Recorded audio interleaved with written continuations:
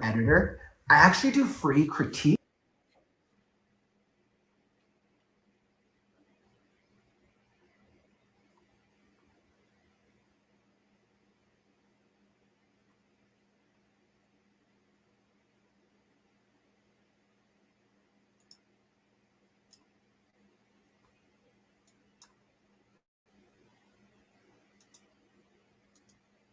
All right, welcome to the Saturday and Critique Show. Looks like we're starting the top of the show with some technical difficulties. Always exciting. Welcome, welcome. So you found yourself on our special segment. So every Saturday, we receive stories submitted by writers who are looking to either hear their stories read aloud or they're looking to receive feedback on their writing. I love doing this segment and I always have so much fun. During the week, this is part of my normal Kauffman Writes segment where I do my daily writing challenges and try to see how far I can get into the storytelling process and show that creative writing, the entire process, can be fun. Awesome. So welcome to the stream. Once again, I'm still out of my studio, so we'll see how the technical process works out today, since my internet connection is a little interesting. So definitely, if you're looking to have your story read or you're looking for a live critique, the information is on the bottom ticker. Feel free to send an excerpt of your story to thecreativeghostwriter@gmail.com, and I will add it to the submission queue. Awesome. So for today's show, I got a number of stories lined up. Let me pop in the comments. Atomic Elf, welcome, welcome. Thank you so much. I hope the weekend is starting off great for you, my friend. What a great weekend to be able to get some writing and stuff done. So in normal streams, I usually have been starting my writing sprints at the top of the show. Today, we're going to try something different. We're actually going to be hopping into the story critique segment first, because I want to be able to get to your stories that you need help with to be able to provide you with the most value. So we're going to be hopping into that segment first. And by the way, if you're watching this on the replay, don't worry. There's actually going to be time codes added at the end of the stream. So that way you can hop to the part of the video that you need the most value from. That way, if let's say you submitted your story and you're like, you know what, I need to re-listen to that one portion about my critique, you can actually hop to that specific segment of the video. All right, perfect. And by the way, welcome Facebook, welcome LinkedIn, YouTube, Twitch, and X. If you're coming from any of those platforms, welcome. I'm excited to have you all. Hey, welcome, Amitali. Still working on the orb photo prompt. That was a fun little photo prompt, wasn't it? Our story from last weekend. I will probably do another AI photo prompt tomorrow. I think tomorrow. That's what I'm thinking I'll do. I think that'll be fun. So that should be super exciting. I'm glad that you found value out of that. If you're just hopping into the stream, last Sunday at the end of our Creative Right Now podcast, I did a live AI generated challenge prompt with the community where I put in a bunch of random statements and questions into ChatGPT. It gave us a picture, and that's what started off our writing prompt. It ended up becoming kind of looked like a prophet or a wizard of some type in front of a cube. So, well, I'll probably do that again tomorrow. That was a lot of fun. All right, wonderful. So we got the replay. Once again, send your excerpts to thecreativeghostwriter@gmail.com. All right, perfect. So I'm going to be hopping straight into our critiques and our stories. We got a couple of submissions for today. I'm super excited to hop into them. And yeah, if you're listening to your critique and you miss anything, feel free to hop in the chat and let me know. All right, so I'm going to change my screen over here. All right, perfect. So we got our live story readings and critiques. So if you've submitted your story or you're unfamiliar with my setup, essentially this is the way it works out. So you can submit your stories up until the previous Saturday, and they get added to the following or forthcoming Saturday stream. Now, if you're just joining us in the live stream, you can actually send your story excerpt, and I will add it to the end of my previously received submissions to them. Now, in terms of the formatting that I receive for the stories are going to change because I try to blow them up so that way you can read along if you want to join me in the storytelling process. So that's super exciting. And then in terms of the timer, I don't think we have too many stories today, so I probably won't have to worry about a timer submission, but I'll throw up the timer just in case. Normally, to be able to make sure I can get through all the stories or as many as possible, I'll throw up a 20-minute timer so I can do 10 minutes of reading and 10 minutes of critique. So I can try to get through as much of your story submission as possible. And by the way, if you're listening in and you're watching this, feel free to join along in the comments. If you're like, you know what, that sounds really cool. If there's something that stands out to you, feel free to join in on the critique. It's always great to mention things that work out really well and or listing things that are opportunities. If you list something where you're like, you know what, there's like a missed opportunity here, I always like to say, throw in the what was the missed opportunity with the reasoning behind it. Every submission that's submitted, we want to go into the experience assuming that if somebody is taking their time to A, be here, and then B, give any type of comment, they want to help improve your story. So all feedback is good feedback. Now, I haven't had to deal with any type of negative or any type of poor criticism up until this point. So far we've had a very supportive community, which is amazing. Wonderful.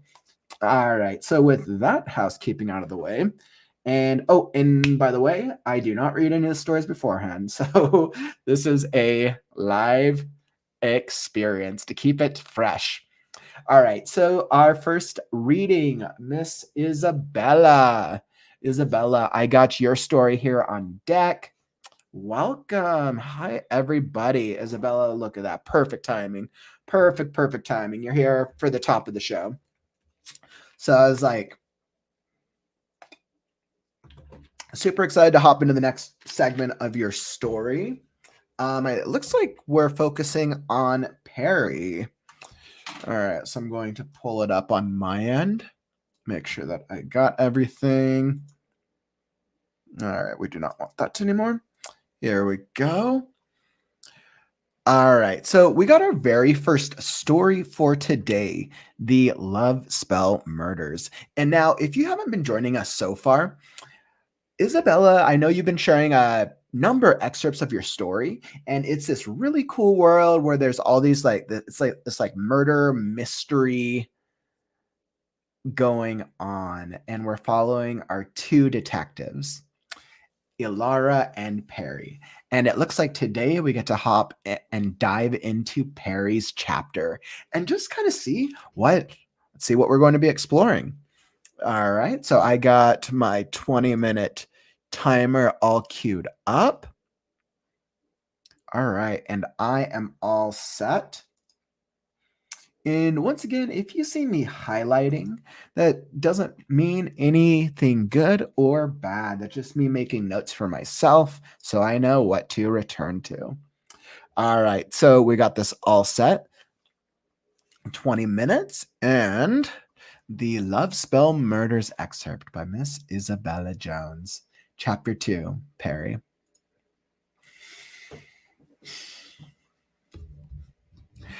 In the moonlight glade, the air was thick with the promise of a resolution to the ancient rivalry between their noble houses. Thalion Dawnbringer, heir to House Aurora, glared with righteous indignation across the meadow at Aliyah Nightshadow, scion of the enigmatic House Shadowfell. But This fateful night, destiny wove a different tale for Thalion and Aliyah, binding their fates in ways unseen by the most powerful prophets and scriseers of the Fey realms. The dark prince of Night Shadow ripped off his shirt and tossed it with a smile onto the soft grass. Thalion! He roared across the clearing. I see you have unsheathed your sword. Dawnbreaker, bane of darkness. I see that the rumors are true. It is broad. I know of only one substance which shimmers like that in the starlight. Glomkin steel, the hardest known metal in the 5 realms. It is glorious to behold. I hotly anticipate crossing swords with you, Fey champion of the light. His forked tongue flicked across his lips. But yet I pity you, for now I shall unsheath the dreaded Dusk Reaver. Behind the swish of the SUV's wipers, a movement caught Detective Perry Lockhart's eye. He looked up from his novel and raised a blonde eyebrow. Through the rain-dappled windshield, he clocked his partner as she scurried through the drizzle towards the passenger side door.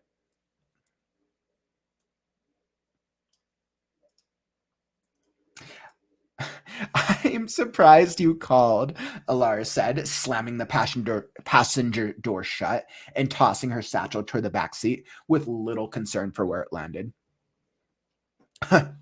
Thought they were giving this one to Ramos and Zooks. She snapped the seatbelt into place across her lap.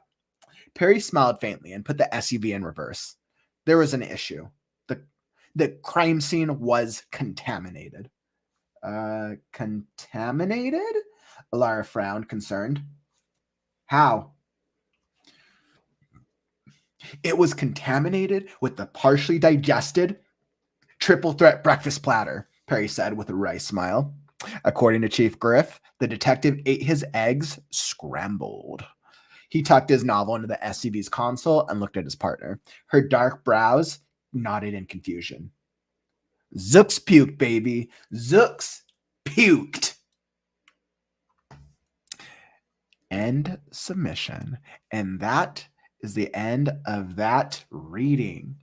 So this was a fun little segment. I actually wasn't expecting that I was going to be greeted to an entire fantasy segment. That was actually super cool. Now, as I look to this, I want to make sure this is big enough. Make sure you can see it. Perfect. So I think that was actually really interesting that it started off with a fantasy excerpt before we even hopped into the bird of the story. I was like, wait, am I still in the LoveSpell Murders? So if you've been joining us previously, you know a lot of this story takes place in this kind of like thriller, detective-ish noir type of world, with a lot of mystery and some gratuitous excerpts. So I thought it was interesting to be able to read through the fantasy excerpt here. Now, when we do things that are touching upon, so when we do like a story within a story, the question I always ask myself, right, because we can totally get away with this sort of thing, is how does the excerpt or how does the story itself within the story, how does it match, and how does it match the message and the overall theme of the overall story, right? Because we can't always get away with doing a small story within one unless there's a reason behind it. So as I look into this specific section, and Isabella, I'm not saying that that's what you're doing, but that's always what comes to mind when I'm looking at a story within a story type piece of writing.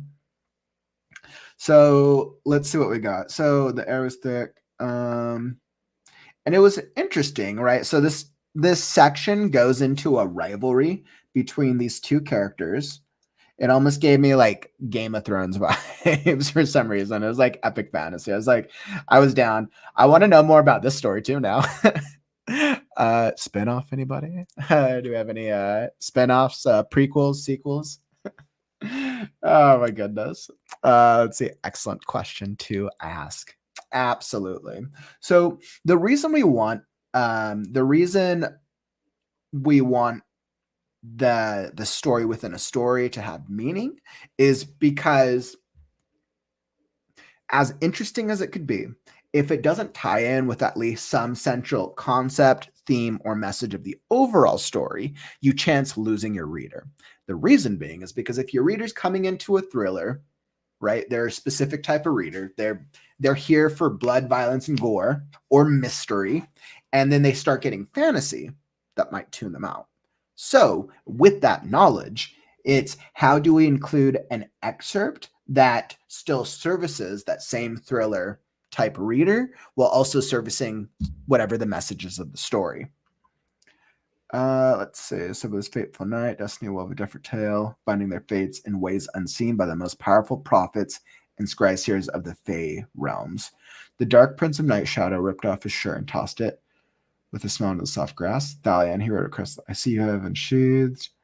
And that's the thing. I think what I like, Isabella, is out of this specific segment, I like the fantasy segment itself. I actually don't think I have any issues with the fantasy segment. I think it's fun. It gives a taste.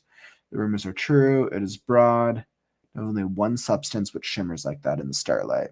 Glomkin steel, the hardest known metal in the 5 realms. It is glorious to behold.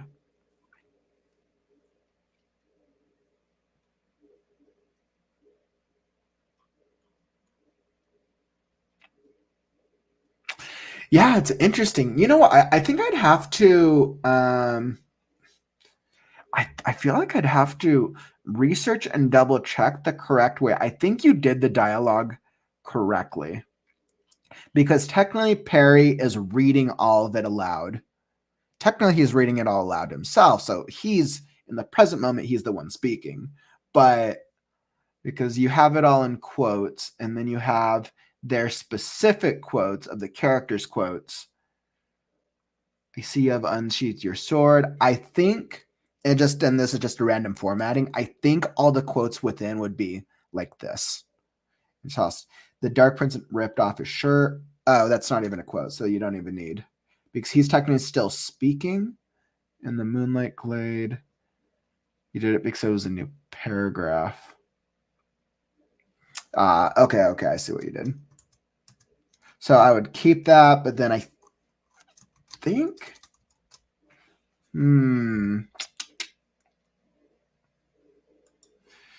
interesting.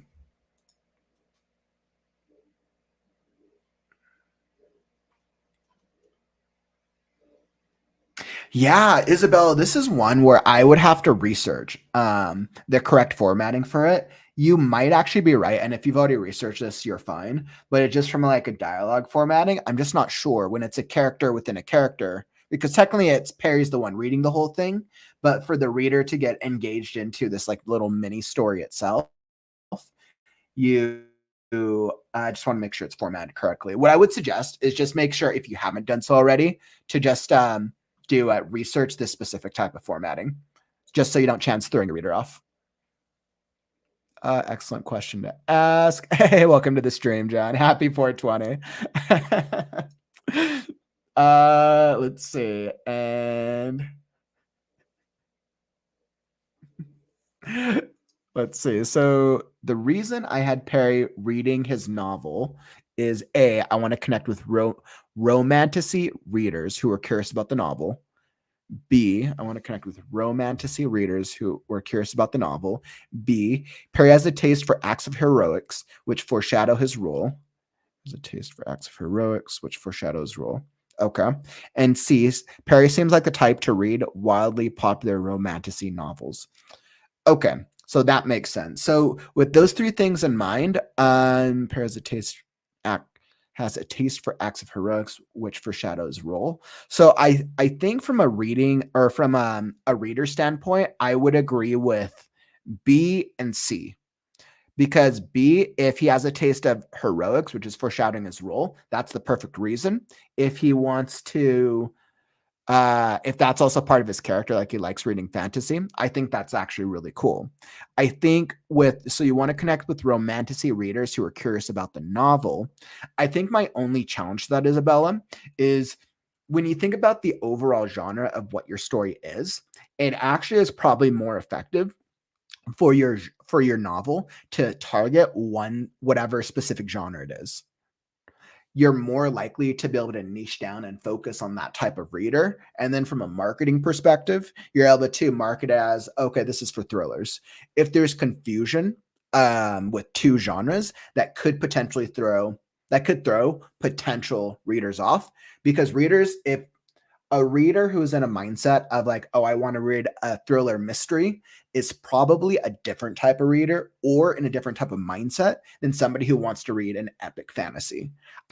Those are two different types of readerships. So for that reason alone, I would target it more towards like a thriller demographic, or recommendation, tailoring it towards Greek mythology, having a Greek mythology undertone, because I know that was another thing you were doing with this novel. But that's just subjective opinion right there. If you have any like examples of authors who've done it well, I will totally take it back. I'd be curious to see if there's any published authors who've done this style and they've proven that it works. Let's see. Enchanted Blades is certainly forthcoming. I'm like, but don't get me wrong, I actually love the excerpt. Like, this is actually another great story within itself. Perry's not the main character, but he is the hero. Yes. So I actually agree with all this. I think so. If this is really focusing on Perry as the hero, I want to make sure I read that right. Yep. Perry has a taste for acts of heroics, which foreshadow his role. So I think if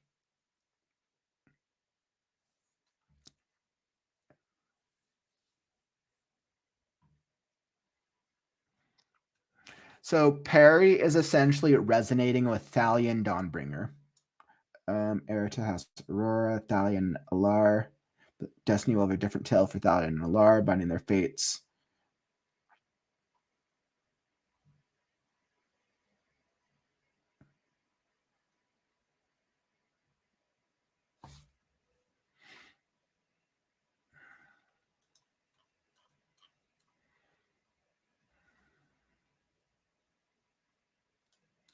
I like this. I like this first section because it's introducing Thalion, and Thalion is really the one that Perry's interested in.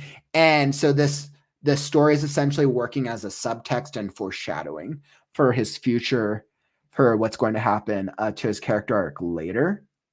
Heir to the House Aurora.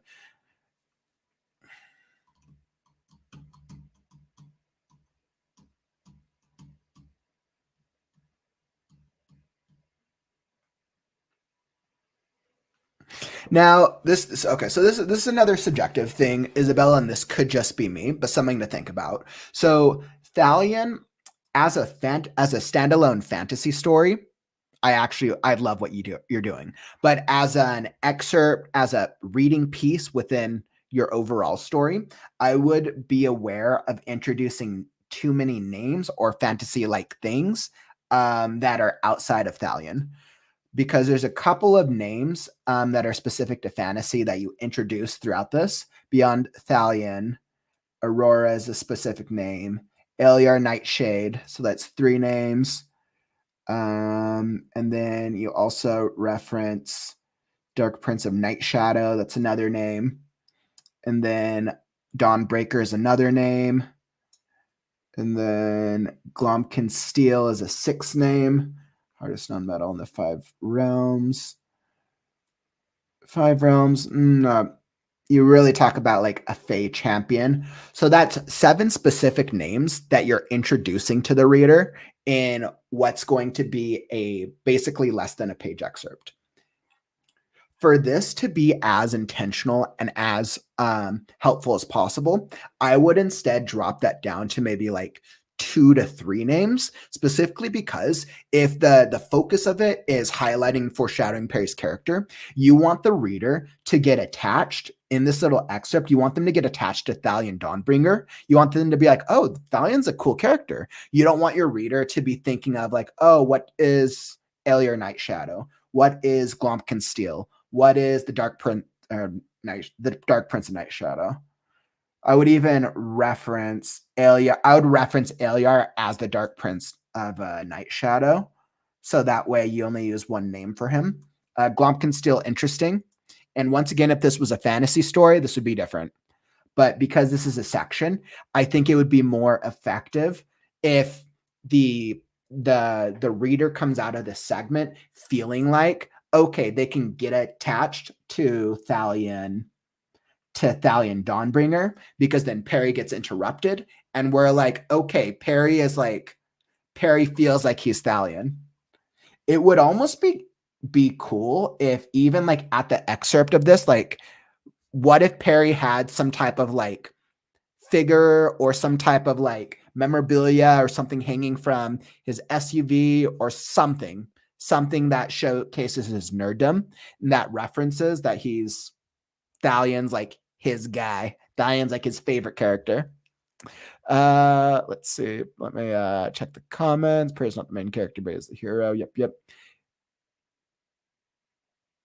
Yeah, so Atomic, you're saying the same thing that I was saying as well. Let's see. The genre is crazy because by the third act, it's full on mythology magic. Figuring out the genre has been a nightmare. It's very postmodernist, but nobody knows what that is. And I mean, Isabella, I think that's part of the development process, in all honesty. I mean, that's the same thing I'm dealing with Last Scarecrow. I start out post-apocalyptic fairy tale, and then as I've been kind of going, it's kind of like taken different weavings. Obviously, it falls into the genre of fantasy, but if I was going to specify it, I'm still letting the process determine that. Based by third act, it's full on mythology magic. So if that's the case, I would make this story mythological. I would actually focus it on Greek mythology because it seems like that's already the undertone of a lot of the other elements, and have Perry be full on Greek mythology. If all the murders that are happening throughout and the things that are happening out are references to Greek mythology, it actually makes it easier for the reader to adapt to this because you've already set up mythology as the undertone for the world. I'm like, yeah, I'm not actually sure what postmodernist is. I'd have to go Google what what that means. Like postmodernist, so a novel that's written within the last 5 to 10 years. I'd totally have to check that. Let's see. Atomic, unless romance is going to get worked into the main story and it's going to be a sort of crossover between genres. Yeah, exactly. Right. So like you could get away with doing this, Isabella, if this fantasy, this romance that you're going for was a bigger part of the overall novel. But based off what I've seen so far and based off what we talked about, it doesn't feel like this is part of the greater portion of the work. Hence my my feedback. Thanks for that, Atomic. Let's see, Isabella. But what you're saying makes perfect sense. I can still include a novel excerpt. I just have to tailor it to his character. Yeah, exactly. And I think, Isabella, this is also a perfect example where, yes, tailored to his character, but then also tailored to your audience, or tailor an audience to your readership.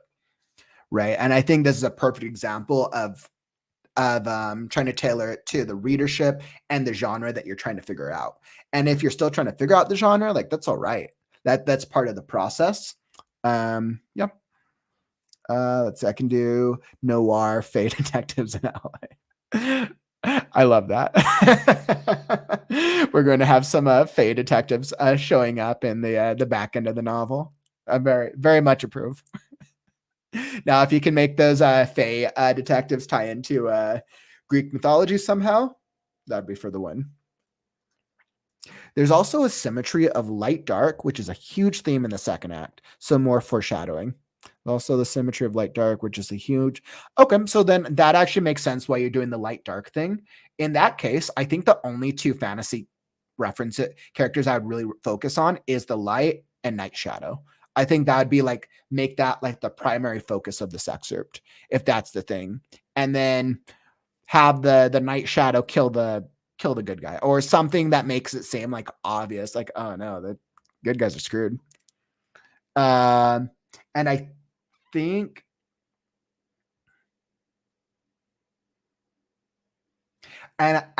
when Perry comes out of this reading, I think it would almost be even more effective if you had Perry respond like to himself as he's reading. Like the character, like his character gets like stabbed in the gut and Perry like smacks the dashboard or something, or he like tosses the book on the thing or something to show how he feels about what he just read. Because you said like he's a huge fan, obviously he's reading it, but I think getting his response might actually further like, oh, Perry really cares about this. And I think that would help make the reader even resonate more with Perry, because like, yeah, that sounds cool as well. Let's see what you're saying. There's also symmetry. Let's see, atomic, or make the novel within the novel really important somehow in the context of the main plot. A foreshadowing or solving a mystery is informed by the novel he's reading. Yeah, so that's another way to go about novels. This is a bit of an older reference, but a movie that did that. What was it? There was an older movie, the iRobot movie, and I don't know why this reference just comes to mind, but the character in it, now it's way different than the books. It's an action Will Smith movie that's older, but the character in it uses the Hansel and Gretel story as reference throughout, as finding breadcrumbs throughout the movie. And then the story is referenced a number of times, even though that's an action sci-fi movie. Hansel and Gretel is clearly a fairy tale. And the fairy tale itself is referenced to the point that in his aha moment later on, he understands something from the Hansel and Gretel tale. And then that leads him to finding a clue later on. It's done in stories sometimes. And I think that it's actually not a bad idea. That is something fun to do. You could always play around with that if you wanted to use the story of Thalion Dawnbringer, if you wanted to create some type of aha or epiphany moment for Perry later on in the novel. That's absolutely another option as well. Vonnegut is postmodernist. Oh, very helpful. Like 1960s. Like, oh wow, Kauffman, he is way off. I have to go look up what the definition of postmodernist. Postmodernism in Western philosophy, late 20th century movement, characterized by broad skepticism, subjectivism, or relativism, a general suspicion of reason, and acute sensitivity to the role of ideology in asserting and maintaining political and economic power. Interesting. It's basically intellectual skepticism of Enlightenment worldviews. Interesting. I only have like a vague understanding of postmodernism, of the Enlightenment period. So it's like not a subject I'm too familiar with, but thanks for sharing. Very interesting. Vonnegut, very, very clearly a very good source of reference. Let's see. It is a romance. I mean, I know we haven't gone there yet, but it's a romance. Interesting. Okay. So there's a huge romance element to it. And I mean, I think once again, like you could go in so many different directions with your with what you want to achieve with this little segment. So I think it really comes down to you. Like, would you rather the reader come out of reading this segment thinking of it as foreshadowing the light and dark? You could do something with romance, like maybe they're fighting and maybe it's like, maybe they're actually fighting because they're in a lover's quarrel. I don't know. You could do a romance undertone to it. It really comes down to, because you said this looks like it's chapter 2, so it's still relatively early in the novel. It comes down to, what do you want the reader to be thinking, or what red herring do you want them to be questioning when they finish this little section?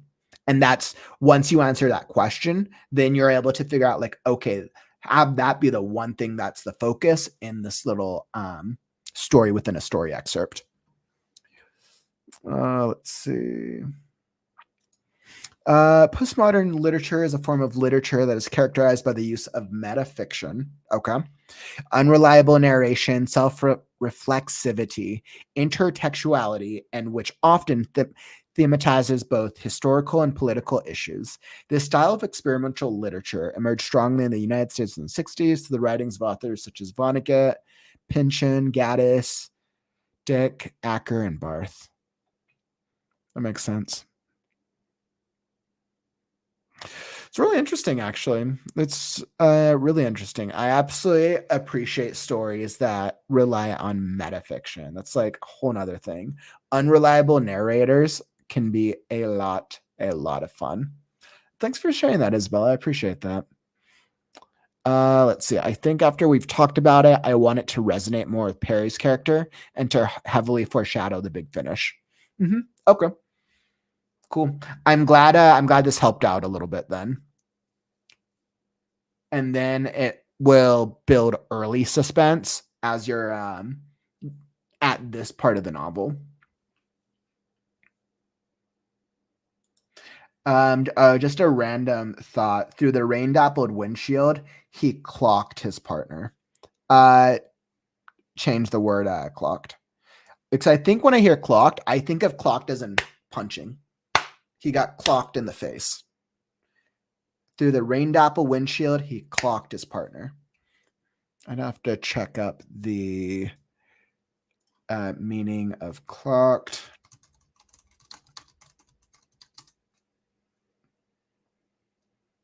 Clock hit. Interesting. Is I clocked nearly 9 hours of uninterrupted sleep. So either of them work. So attainer registers comes up as the first definition, and then to hit someone is the second. I clocked. Rain-dappled windshield. He clocked his partner as she scurried through the drizzle towards the passenger side door. Interesting. Rain-dappled windshield. He clocked his partner. Then I take back what I said. That should work fine. That's just a me thing then. All right. Let's see. I'm surprised you called. And then we kind of go into this little like segment, this little brief segment. They're giving this one to Ramos and Zooks. Once again, Isabella, your names. I'm like, Zooks. Like, who the heck is Zooks? That name fascinates me. There was an issue. The crime scene was contaminated. Contaminated?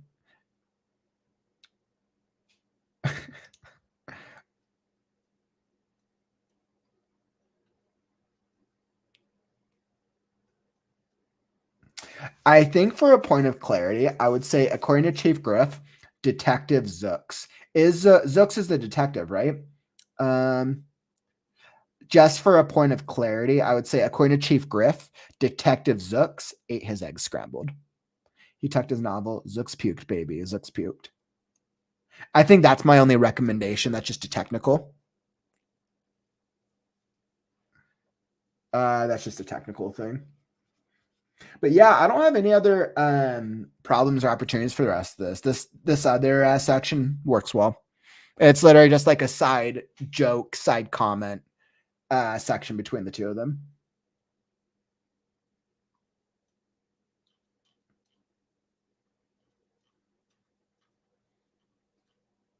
Yeah, that's fun. That's all that I got for you. Let's see. Clocked in. Clocked as in speed tracking. The cops clocked me at.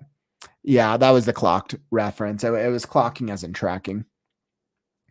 I wasn't thinking about that. I was thinking of the clocking as in hit, but that definition works as well. She'd hit him back harder. Perry tried to clock her on the head, and she clocked him so hard that he passed the F out. But yeah, Isabella, that was great. That was a nice little segment. I was like pleasantly surprised with your fantasy storytelling. I'm also eager that if you ever like take the fantasy story and you ever expand on it, I would absolutely read that story as well. That was actually really interesting. Assault with the deadly breakfast.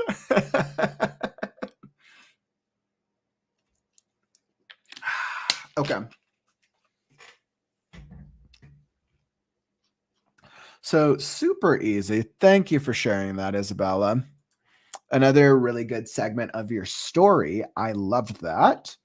I feel like I got a taste of like fantasy and some of the thriller with a little romance-ish at the end. That was fun. Thank you, thank you, thank you. Anytime, my friend. Thank you for submitting. I appreciate your style of storytelling.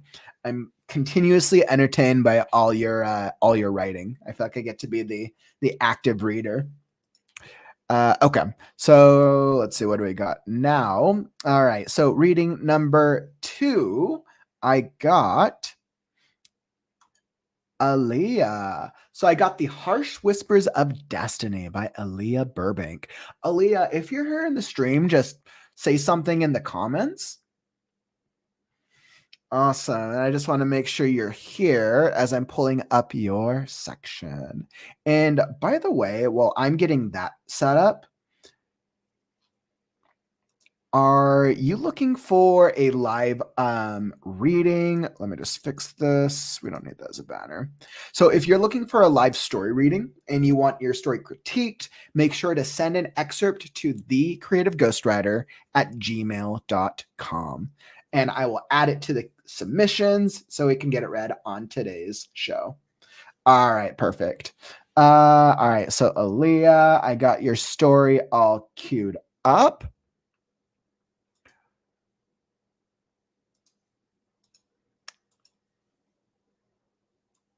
All right, and here we go. So got that one. Perfect. And I wanted to make sure that it is.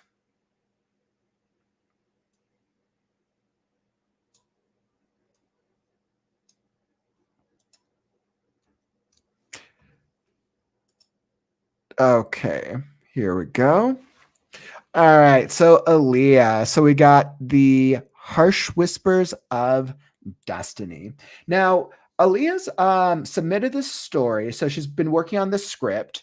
I know you're using a program that I'm a little unfamiliar with.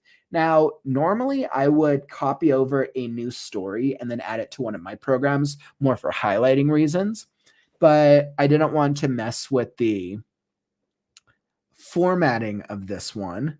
So what I'm going to do is I'll treat it as a normal reading, and then I'll do my best to provide the critique and feedback on the back end of it. Okay, excellent. Thank you for submitting this, by the way, Aliyah. I'm super excited.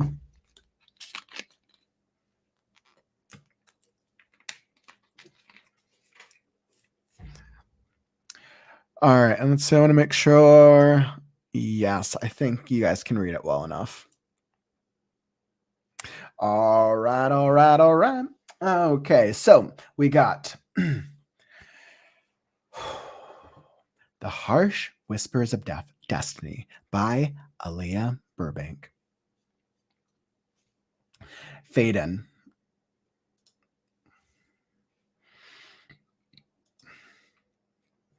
Faden. Exterior suburban front yard day. The sun shines brightly on a picturesque suburban front yard where a group of children laugh and play tag. The sound of sizzling burgers fills the air as Uncle Corey tends to the grill, flipping patties with a practiced hand.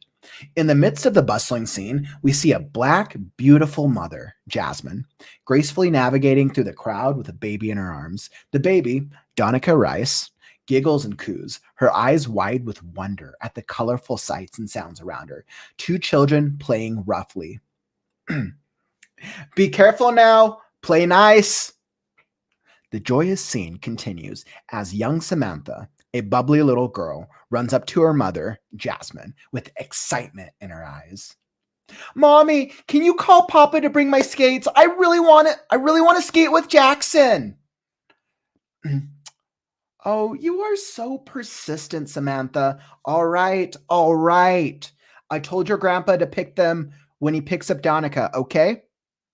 Samantha hugs Jasmine tightly, her smile lighting up her face before running off to play with her brother, Jackson. Jasmine chuckles and turns her attention to Donica, gently adjusting her blanket with a tender touch. Cut to Family fun ensues as the day transitions into evening. Grandpa arrives.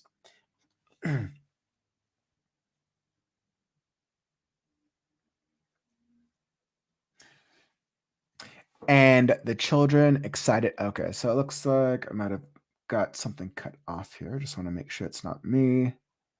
Awesome.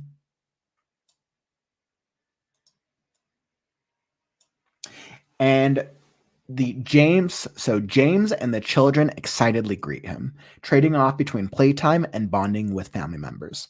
As the night grows darker, the adults relax and unwind with drinks, their laughter filling the air. The children begin to yawn, signaling that bedtime is approaching. Jasmine kisses Samantha on the forehead, tucking her into bed with a loving smile. She then grabs a baby bottle and heads to the back of the house, her movements filled with a sense of contentment and love. Cut 2. Interior garage night.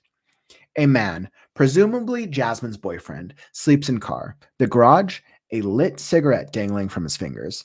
The cigarette falls from his hand, landing in a pool of gasoline, causing a spark that ignites a sudden fire. The flames grow rapidly, engulfing the garage in a blaze of orange and red.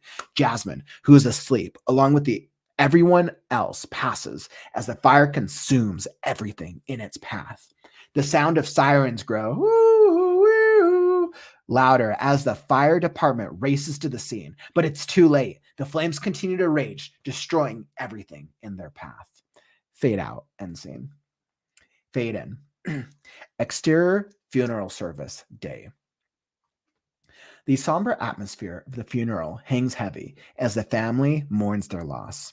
Donica stands with her grandpa and aunt, while Samantha sits with Donica in her lap, finding solace in each other's presence. After the service, as they head out, they come face to face with Samantha's father, James, and his new girlfriend, Teresa. Tension fills the air as James and Abraham exchange heated words. Whatever you have to say, save it. Come on, James, just hear me out. 3 minutes. I want to take Samantha with me. She needs her dad right now. She's not going anywhere without Donica. She hasn't left her side since. Abraham looks at Samantha and Donica, a sense of determination in his eyes. Then I'll take them both. Cut to interior car day. Donica sits in her car seat, her innocent eyes gazing out the window as the car drives towards their new home. Samantha holds her hand, a sense of uncertainty mingling with hope for the future. The car moves forward, leaving behind the pain of the past and embarking on a new chapter filled with possibilities. Fade out. End scene. Interior modern living room day. Somewhere in the house, 2 adults can be heard arguing, accompanied by the sound of a baby crying. A young girl, 10 years old, Donica Rice, sits in the front of a screen door looking up towards the sky. As she cuts fabric into shapes for a doll beside her, there's a sudden bang, accompanied by sounds of glass breaking and thuds against the wall. Abraham, please! Muffled screams off screen. Startled, Donica gets up and walks to the entrance of the dark hallway. Her head peeks first as the arguing grows louder. Cut to interior parents' room. Abraham throws a picturing at the wall near Teresa, shattering the glass and frame, yelling degrading comments at her, and starts towards her, grabbing Teresa's neck against the wall, yelling into her ear. Come on now! Say it again, T! Say it with your chest, huh? Like you did the first fucking time! Baby, please! I'm over this shit! Cut to interior house day. Donica runs and throws herself on the couch. Abraham walks to the door, looks at Donica, then down at the scraps of fabric she left. Opening a pack of cigarettes, he kicks the fabric. Clean this shit up. Donica picks up the scraps and throws them away. She walks down the hallway to the entrance of her parents' room. Cut to interior parents' room. Donica walks into her parents' room and sees her mother sitting in a corner with a bloody nose and a bruised eye. She crouches down next to her. Mom? Get out! I just wanted to check. Get out! Teresa shoves Danica roughly to the floor. Danica struggles to get up. Get out! Get fucking out! You fucking brat! Get out! Get out! Danica runs out of the room into her sister's room across the hall. Cut to interior sister's room. She locked the door and turns around. Close up on Danica. Danica walked to her sister's bed, curling up in her blankets, and cried. Interior house night. Danica's older sister, Samantha, opened the door and walked directly to her room. She tries to open her bedroom door and realized it was locked. Danica opens the door for Samantha and crawls back into her bed. Well, hello to you too. I had an amazing day, thank you. Samantha realizes that Danica didn't respond and genuinely seems upset. What's going on? Removing the blanket from her head. Mom and Dad were fighting again. Samantha paused, unamused. And Mom's upset with me too. Danica raises her arm and reveals a bruise and small cut. Samantha gets up to grab bandages and rubbing alcohol. I don't know why Mom's mad at me. I just wanted to check on her. You did nothing wrong, Danny. Danica shrugs her shoulders and wipes some tears off her face. Do you want to know about our real mom? Our mother was strong and confident. She was an extraordinarily beautiful too. In fact, she looks a lot like you. So where is she now? She died when you were a baby, Danica, but she gave you your name because she knew you would shine as bright as the sun. You live on through your mother's blood running through you. There's nothing you can't do. Are you leaving again? In the morning, yes, but just to help Papa for a couple months. I'll be back before you know it. Interior Danica's bedroom day. Danica is sleeping when she's suddenly woken up by loud rumbling. She looks up and finds Teresa throwing cleaning supplies on her bed. I want this house shining! Interior bathroom. Danica is cleaning up her parents' bathtub. She notices her stepmother's makeup in the counter, starts applying makeup to her face. She applies lipstick and some shimmer on her eyelids when Teresa walks in. I'm sorry, I just wanted to try. Before Danica could finish, Teresa grabs her by the same bruised and cut arm. Ouch! Mom, please, I'm sorry. Teresa begins to drag Danica through the house into the front yard. Exterior front yard day. She tosses Danica on the floor and turns on the water hose. Teresa then starts to soak Danica completely. Danica curls up into a fetal position, crying. The water stops. Focuses on Danica in fetal position. Teresa walks into the house, unlocks the door. Danica lifts herself off the ground, drenched, and starts towards the door. She releases it, locked, and sits down slowly beside the door. She looks to her side. In a straight line, dead rats that have been removed from the house. She stays there for a number of hours until she hears a car pull up. It's her dad. She starts to stand when she's snatched inside by Teresa. Teresa hold lowers down to Danica's height. I don't want to hear shit from this about your dad. You hear me? She puts up a solid fist in front of Danica, making a threat expression. Danica shakes her head. Finish cleaning up. Cut to black. Whew. All right, and we are going to end the reading and excerpt there. Wow, what an intense piece. Man, I feel like there's a lot that you did really well by accomplishing like that, the dramatic tension. Anytime that we do a story about abuse, about that like the lone child, and especially when it's happening to children, that is very, very difficult to navigate. A lot of these moments of action, when we see that clearly Danica is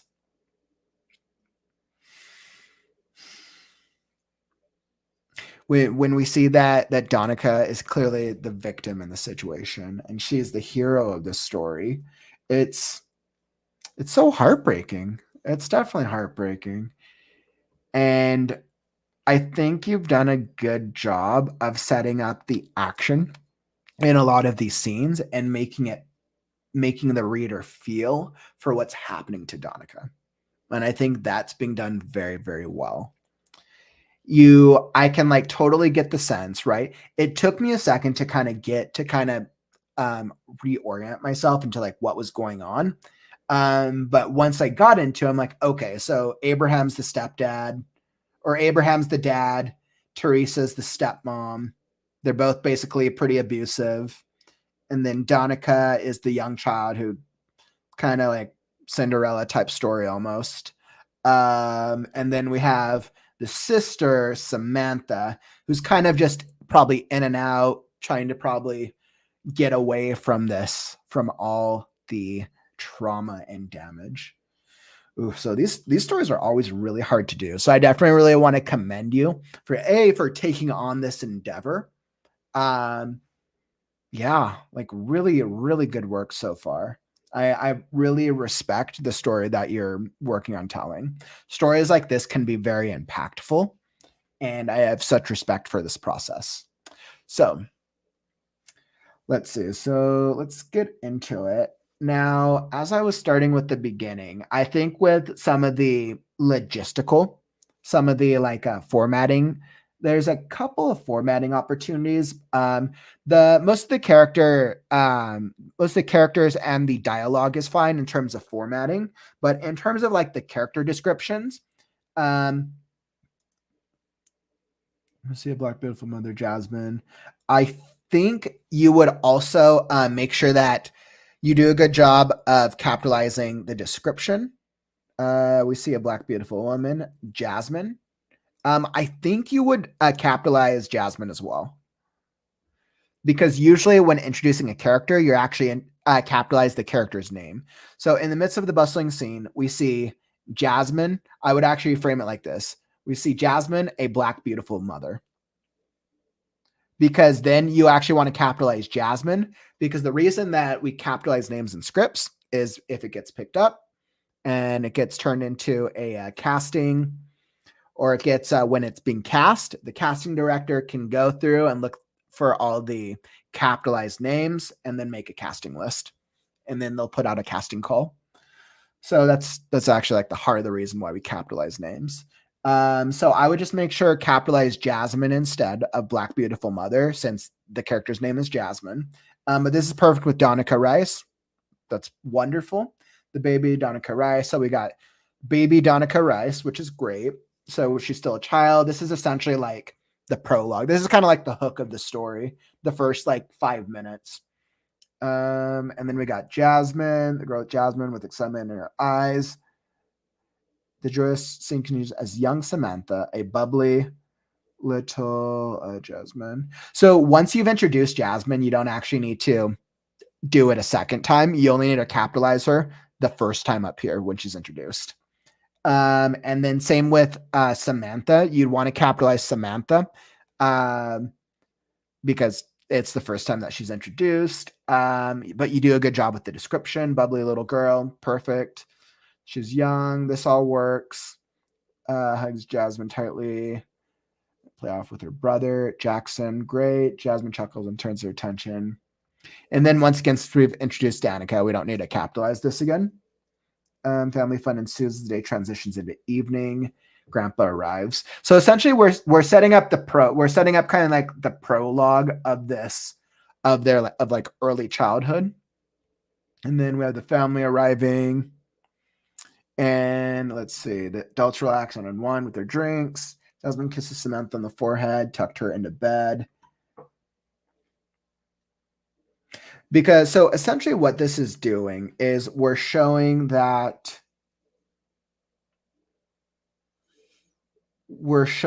Samantha and Samantha and Danica,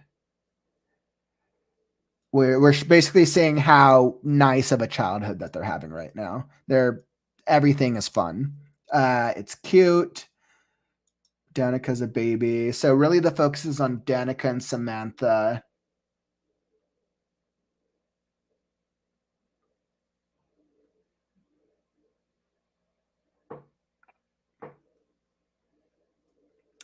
I think something that I would actually highlight. So if I was editing this, I would actually recommend adding another another dialogue or two, because if the point of this first section is we essentially want to show them that it's this like the happy memory, this like calm before a storm of Danica and Samantha.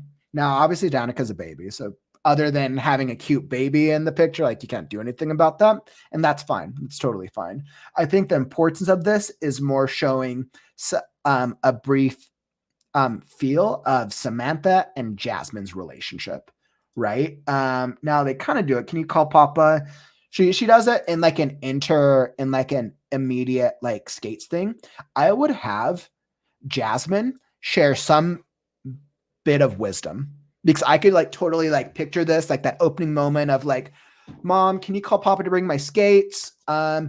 Or having having Samantha have some type of obstacle in this scene, and having it be an easy solution. When I say obstacle, an obstacle for a child, and having Jasmine provide an easy solution, right? So then Jasmine would be like, oh, well, you know what? When you are so persistent, when you wear skates, do this, or have her give like some modicum of wisdom.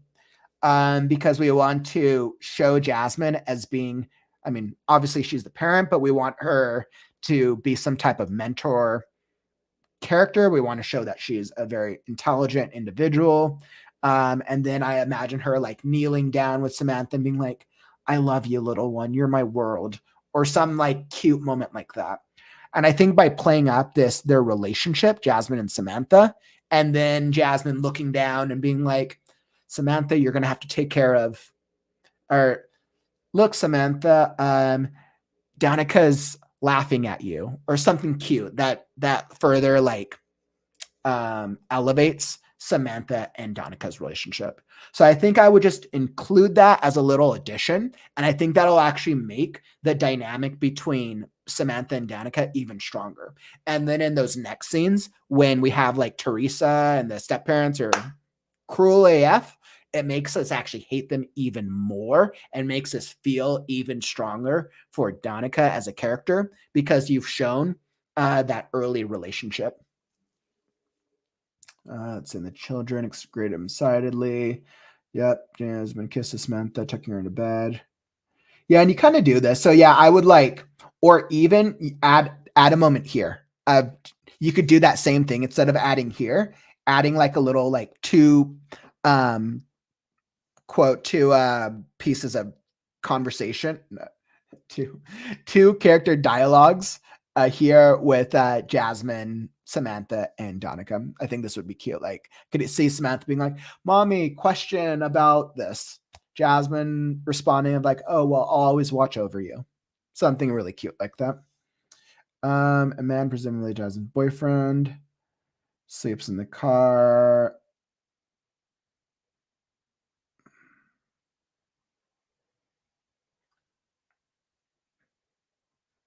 And then with this part, I would just clarify Jasmine, who's asleep along with everyone else, passes. I would just clarify what this means specifically. So Jasmine, who's asleep along with everyone else, passes out. Let's see, a man, presumably Jasmine's boyfriend, sleeps in the car. The flames continue to rage. The flame grow. Okay. Jasmine.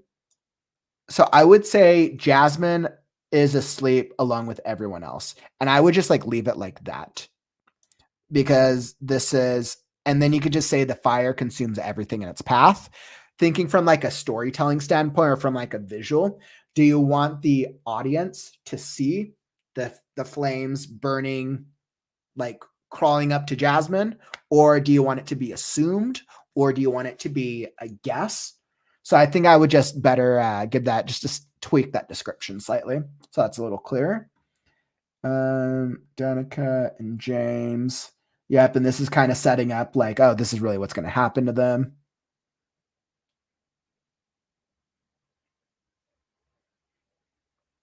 His new girlfriend.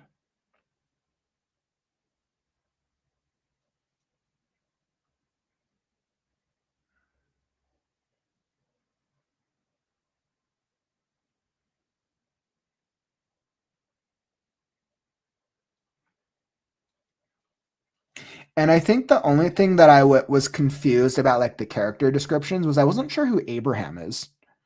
And like I thought that I might have missed that, but I don't think I have any description. So Abraham hasn't been introduced as a character. So I would just make sure that like you do a good job of the structuring their names in here, but I would just make sure to include a little segment of who is Abraham, because I'm not really clear who Abraham is. But this makes sense. It seems kind of like setting up that they're basically taking the kids. Danica sits, Samantha holds her hand. Yep. And then end scene. Fade out. Yeah, I guess you could say end scene. Like, I'm not sure if the end scene is necessary or not. This might be extra, but it's fine because you do fade out. Interior modern living room day. And I think this is a good question to ask yourself. Do you want the audience to know that it's skipping to the present day, or do you want them to just learn through the action? If you want them to know, then you want to put some sort of segment on the screen, like you would say text on screen, present day, or text on screen, give a date. But if you don't want them to know, then you do nothing, and then the audience has to pick it up just from watching. But clearly the characters are older. Usually you want some sort of definition. Somewhere in the house, two adults can be heard, a young arguing, accompanied by the sound of a baby crying, a young girl, 10-year-old Donica Reyes. Yeah, because now Donica is 10. So you want some way to connect that Donica is that baby. You don't have to do that. You could actually just have it be assumed. You could always just have it be assumed, because Teresa and Abraham throws a picture on the wall. Teresa and Abraham were introduced in the previous scene, so that's actually, it's not too necessary. That would be fine. You probably wouldn't need to do that. Coming by the sounds of glass breaking and thuds against the wall. Oh, by the way, welcome to the stream, Mudzerker. Welcome, my friend. Glad you could make it, my dude. Let's see. And then Mommy Telly. I just wondered. Let's see. I'm like making sure you can actually see what I'm.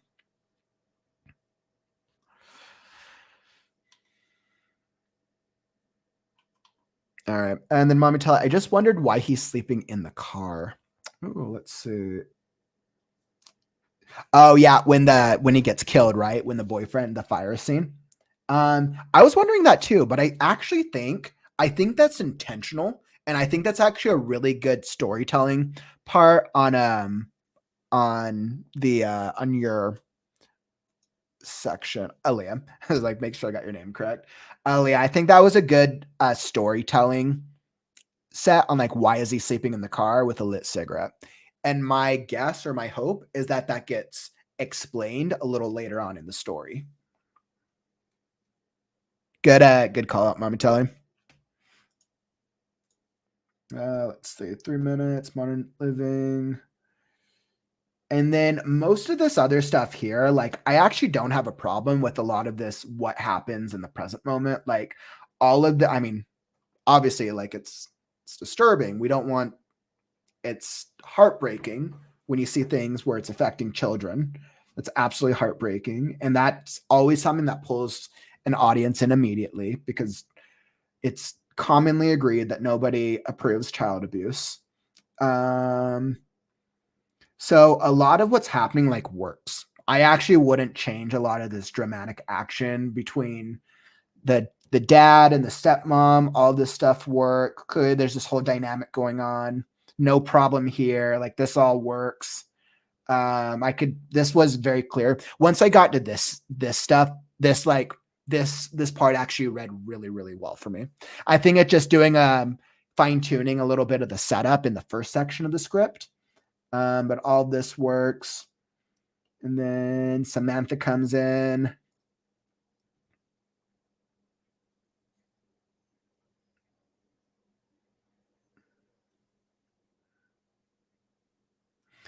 From a formatting perspective, I would say I don't think you put this in parentheses, just FYI. I mean, you do put it in parentheses, but you would format this, I think, in between Samantha's lines. There's a specific way to do it, but you don't actually, I don't think you do a space. I'm pretty sure it should be all within the same character dialogue. It should be their what they say, the parentheses right beneath it, and then the rest of what they say. Kind of like this, the way we do parentheticals like this, but basically this would be in between. And this is cute. Like this little, the sun section, like that's super cute. I like almost want like Danica to have like a memento of her mom. Like I almost like want her to have like a little like sun amulet or like a sun medallion or some type of like thing that references her mom. So when Samantha is like, she gave you your name because you shine as bright as the sun, and then like tapping on something cute that reminds her of her mom. That's just a random subjective idea. I think that would be kind of a cool visual thing. We always want to give as many visual cues as possible in a screenplay.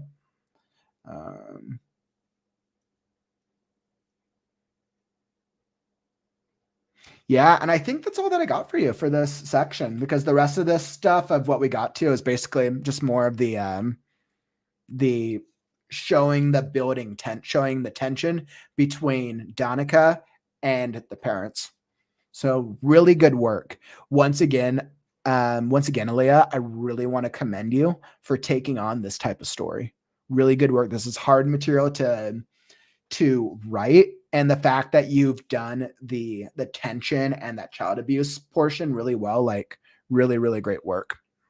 Thanks again for sharing this so far. I'd be happy to dig into it further in the future. All right, excellent. And let me pull back up. Wonderful. So we got through that. Oof. I think one of the things I love about this our critique show is that I get to experience so many different types of genres, and I actually really appreciate that. I really appreciate that you share different types of readings. So I kind of get to hop. I'll go between like fantasy and then like horror and then romance, and we get like everything in between. So that's great, because it's all part of the human experience. All right. And what do we got here? John 8. Hey, welcome back, John. Welcome. And then Sean, welcome to the stream, Sean. You actually made really good timing, Sean, because we're actually just about to hop into your reading. I believe your reading is actually on deck. Yeah, Sean, I got your reading coming up. So, by the way, if I got a couple more stories. So if you want, let me throw this banner back up. If you want your story read and you're just coming into the stream, make sure to send an excerpt of your story to the creativeghostwriter@gmail.com. I can always do the formatting, but it helps if you do a double spaced. I can do Google Doc, a Word document, a PDF, or a final draft if it's a script. So send that excerpt right now so we can make sure to get to your story today. Okay, let me pull up. Got to check the email. All right, wonderful. So excellent. I got that. And by the way, if you found any value from the stream so far, follow and subscribe. You'll be alerted when I go live with my daily live streams for Kauffman Writes, motivation, inspiration, and strategies and tips. And then I also come out with weekly writing videos and shorts to either give you motivation or to just help you become a better writer, or maybe help with the procrastination just a little bit. So make sure you tap that follow and subscribe button. And again, welcome if you're coming from one of our 5 social media platforms.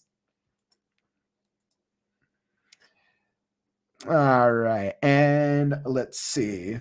So what do I got next? So we got reading number 3. All right, Sean, my man, we are ready to get onto the next reading.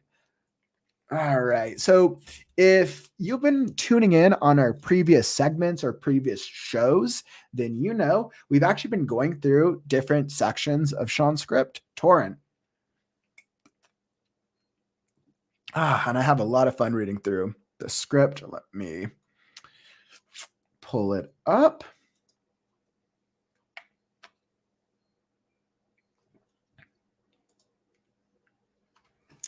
All right, here we go.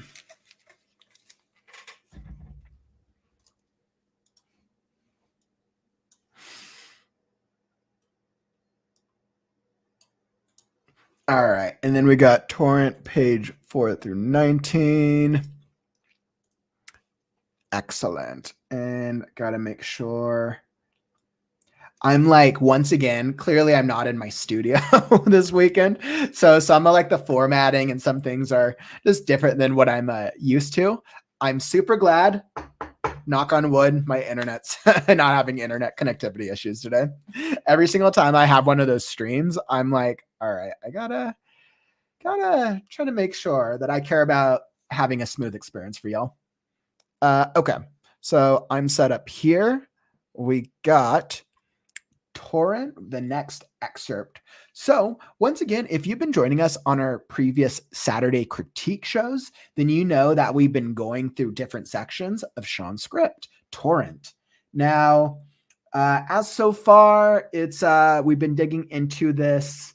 It's like a thriller, mystery, suspense. It's like classic horror, not horror as much, but more classic mystery thriller screenplay, where we're following our two detectives.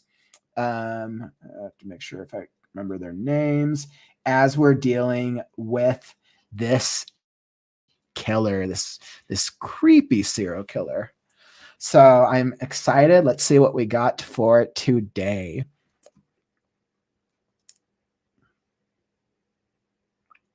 It's actually, oh, it's like 19 to 25. You're like, wrong pages. All right, well, let's just fix this right now. I was like, I know that actually kind of looked like 19 to 25. Thanks for the reminder, Sean. Thanks for the heads up. Nick and Billy. Yes. I was like, I remember the asshole who's like kind of hates everything, and you can clearly tell he's like the rough and tumble one who's been through some stuff. And then you have the not necessarily new guy, but he's new to this area. It's like fresh face to this area. So we have that fun dynamic, Nick and Billy, as they are going to hopefully uncover the mystery of this serial killer.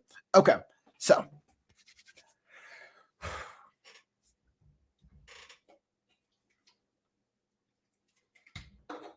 okay.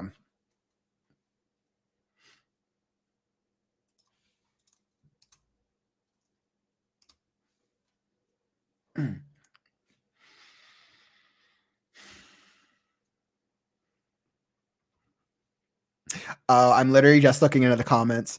Aliyah, I see you like just showed up. I actually just did the reading. I just did the reading and critique for your script. So make sure when the stream ends to go back and watch the replay, because we actually did a really good deep dive into it. And then if you have any questions about anything I shared, feel free to message me. So I did like a really good reading and a deep dive. I think I got there about 10 to 15 pages into your script. So, and then we can one off after. Okay. All right, Sean, here we go. So, Torrent.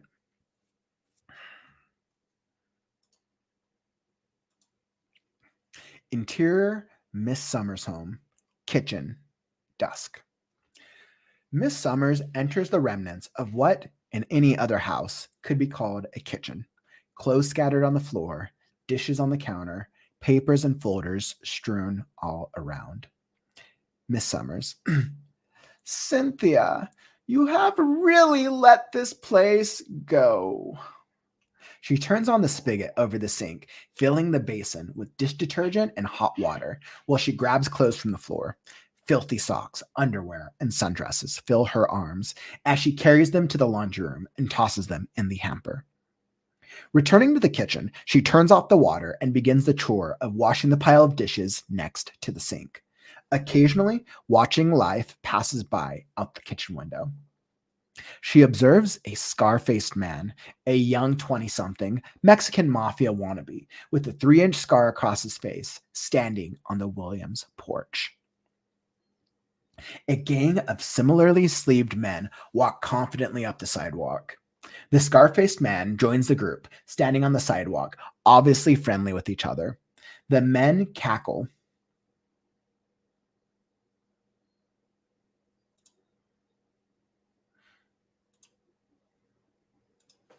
The scar-faced man joins the group, standing on the sidewalk, obviously friendly with each other. The men cackle amongst themselves, unaware of Miss Summers' hidden gaze.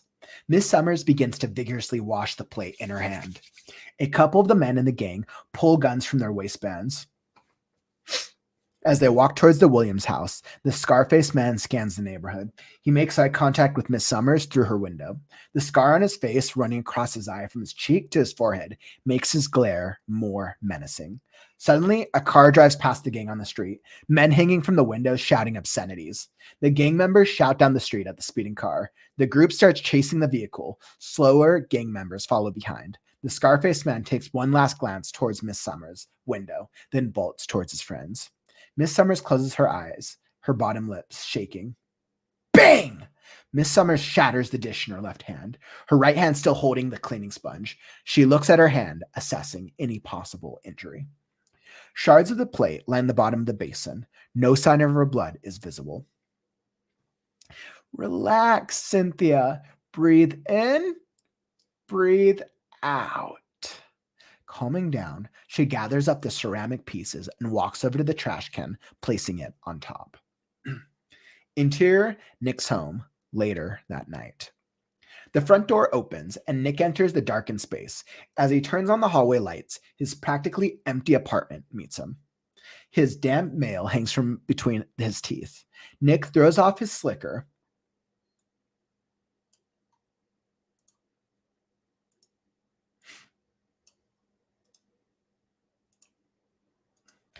Nick throws off his slicker, removes his soaking wet police shirt, and kicks off his waterlogged shoes.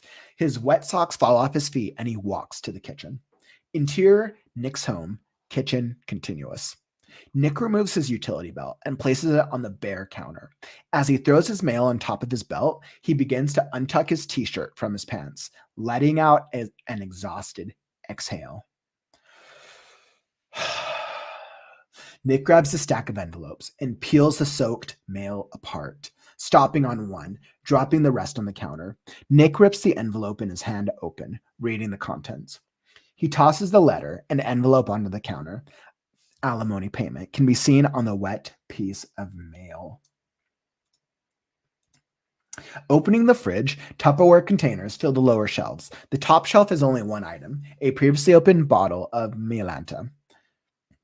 Nick grabs the Milanta and takes a swig from the crusted bottleneck. Squinting as the thick liquid goes down, he puts the bottle back on the shelf and grabs one of the many containers of food. He closes the refrigerator door, removes the tinfoil wrapped food from the container, and begins to separate the shiny covering from the contents within. He drops the unrecognizable food onto the plate and places it in the microwave. After many buttons are pushed, the microwave buzzes alive and begins to cook his dinner. Nick opens a cabinet and grabs one of the few hazardly stacked plates, as well as a dingy green tinted glass. Nick heads to the sink and turns the cold water nozzle. Nothing happens. He fiddles with it. Left, right, to no avail. You've got to be kidding me. Unable to control his anger, Nick hurls the glass across the kitchen to the living room, where it shatters across the wall. The palms of his hands rub his face, fingers brushing over his closed eyes. Heading back to the microwave, where the container and tin foil still sit on the counter, he looks at the Tupperware lid, where handwritten post-it softly reads, "Day by day, your friend, Reverend Morrison." The microwave beeps. The buzzing of the cooking unit stops. Nick stands staring at the closed microwave door. He looks at the time on the phone, then quickly walks out of the kitchen, placing his bare feet into his barely dried shoes, and walks out the front door. Interior, church rec room, night later. Nick sits in a circle with 7 other people. A makeshift sign on poster board reads, "Controlling Your Anger," behind Reverend Morrison, 58, a weathered man dressed in street clothes. This man carries himself as the obvious moderator of the group. Reverend Morrison.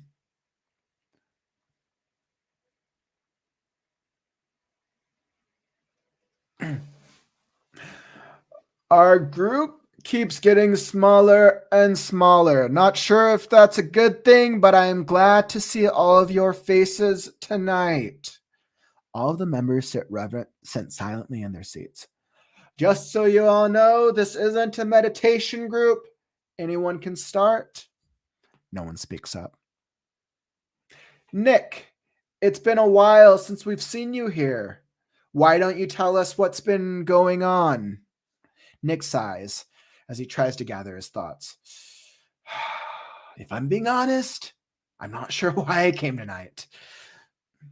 There's got to be a reason. Maybe the hand of God directed you. I don't think he using the whole hand, Reverend. Definitely a finger. Nick, remember where you are, please. Sorry, it's just my water got turned off again. But hey, at least I still have electricity to heat up your wonderful, I want to say, lasagna. For the record, I have never cooked any of your lasagna.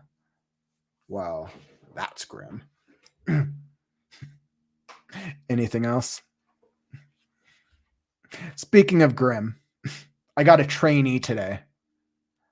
That's a good thing, is it? Why wouldn't it be? I don't need to be driving around with a trainee right now. Reverend Morrison sees Nick tense up. You're allowed to be upset here. It's a safe space. It's been almost 2 years, and everyone seems to have moved on. Garcia was our brother in arms. None of us should ever stop looking for him. So you think a trainee will distract you? No, I just think he's a tool who I don't need hanging around me. You don't know that he's a tool. Trust me. Is everyone doing their breathing exercises? All of the members nod. Rusty, 29, a thin, balding man, speaks up while others in the group mumble. Yeah, but the smallest things set me off. Those breathing exercises can only do so much. I'm running out of dishes to toss at the walls. Some of the members chuckle at this, while others acknowledge the common practice in their own homes. Nick cracks a faint smile as well. Why do you think I give you all Tupperware? Speaking of tossing things, can we please talk about your cooking? The group breaks out in mild laughter as Reverend playfully takes the jabs. End excerpt. Whew, another fun little submission. I was having fun actually getting into Reverend Morrison that time. I was like getting into Reverend Morrison. I like Rusty. Rusty's kind of like he feels like he's my comic relief character right now. Nick, I was surprised we got to see another side of Nick that wasn't just pure rage. We got him chucking the thing at the wall, and then the fact that you use that as like a comedic punchline is actually very funny. That works out very, very well. I really like that. Yeah, so let's get into it. I have a couple thoughts on this section. So with the first part, Miss Summers. So with the Miss Summers scene, clearly Cynthia, she's telling this bigot. We don't actually get to see Cynthia. So I'm assuming based off what we've seen of Miss Summers so far, that Cynthia is probably a captive and that she's probably she's I just like imagine that she's probably being like tied up in a chair right behind her. But that's just an assumption on my part from as a reader. We basically have Miss Summers at the kitchen, at the window doing the dishes as she's watching the gang members outside. More confident outside, Scarface man. And it's important because the gang member has this moment with Miss Summers before he's pulled away. The scans the neighborhood.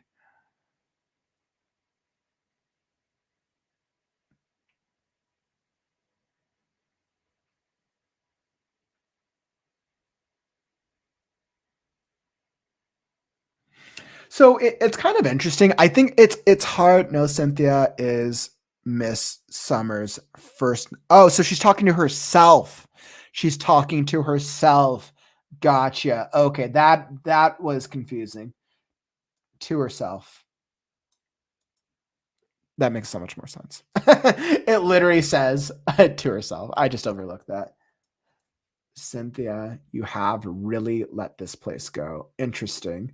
So we're getting I'm not interiority, but I mean she's been talking to herself so far. So that actually makes sense. No comments on that then. I totally missed that.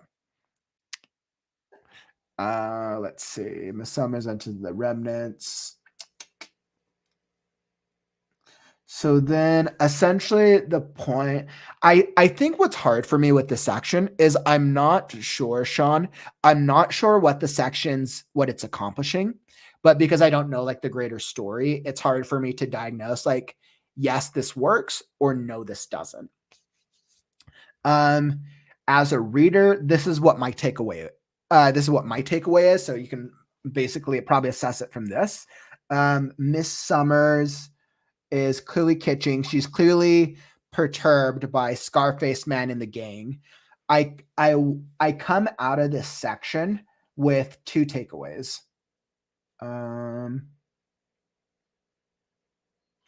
I come out of this section with two takeaways. One, Miss Summers is perturbed by the gang member in some way, shape, or form. Maybe it's a trigger. In some way, shape, or form, Miss Summers is triggered. That's one takeaway.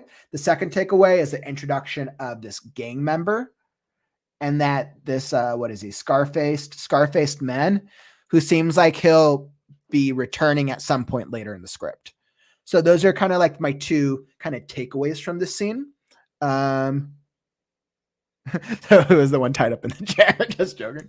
I know. I was assuming basically from one of the early segments. Completely understand. You find out later that the gang is a trigger for. Okay, cool. So yeah, it's intentionally a trigger. It's so interesting because Miss Summers is the serial killer. So essentially, we're getting a not necessarily an anti-hero per se, but we're getting the perspective of Miss Summers, which is interesting, and that's what this is setting out to do. So then if that's the point of that is the trigger, getting the trigger for a family lost, that makes sense why you did that. I think a couple of the men. I think that the main recommendation I would make, and this is actually going to be the same recommendation for this section and the section with in Nick's apartment, is cut down on description wherever you can possible. From a reader's standpoint, it's a lot of description. And I just want to make it as easy as possible for a potential producer to read through this. You do a good job of painting it as like if it were a novel, but from a script, I would minimize where possible. Let me think. Because if the goal of this is like the trigger scene, if that's really like the specific goal of this section, then everything else that is outside of that trigger is honestly kind of irrelevant. It's kind of just unnecessary, right? Like I'm with her talking to herself, that's fine. That's character development. You've already set up the scene. What, in any house? Yeah, because you've already set up the scene description. Dishes on the counter. Socks, underwear, dresses, forearms. So it's like stuff like this is just extra. That doesn't really seem like it's important to the trigger. Watching life pass by. And like up until occasionally watching, it kind of seems like everything's unnecessary until this of her just literally standing there doing dishes. And then her observing, so like all this, the whole gang section. If the point of it is for a trigger, this can all be condensed into like 2 paragraphs, right? You got the introduction of the Scarfaced man, them showing a look. If this moment is important, like when you think from like a visual cinematography standpoint, if the visual element of Miss Summers, and on screen, I see Miss Summers doing dishes. Miss Summers looks out, gang member, scar-faced man, and they make eye contact. If that is important, then have them make eye contact as its own standalone line. The scar-faced man joins this, the man cackled, because essentially you're just kind of trying to set them up as a gang of similarly sleeved men walk confidently on the sidewalk.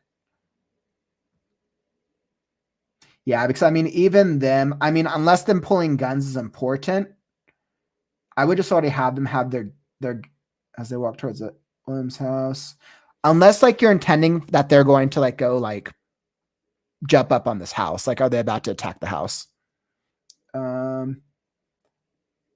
Yeah, because if I think about this section specifically in 3 segments, I think of it as Miss Summers doing dishes, gang members walk up, and essentially it's gang members and she makes eye contact, gang members leave. That's kind of like the three segments that I would really try to condense this down into. Now, if there was like more happening with the gang and it was like going to be like a bigger plot point, then I would, but because it's such a minor moment, that's why I would condense. Let's see, bang, this is good. Oh, and by the way, I would use a different sound effect because you referenced guns. So I thought that somebody shot something. I thought somebody shot a gun only because you mentioned guns here for that specific. Miss her bottom lip shaking. Unless the bang is like a memory, because you say she closes her eyes, her bottom lip shaking, bang. So if the bang is like a sound effect that she's hearing from, she's like recollecting her past, that's fine. But if that is the case, that just needs to be made a little clearer. Otherwise, I had kind of assumed that the bang happened as a result of the dish dropping on the floor, right?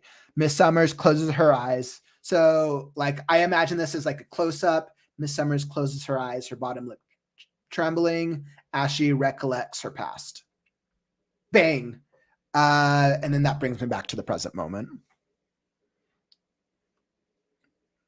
Relax, Cynthia. Breathe in, breathe out. Okay.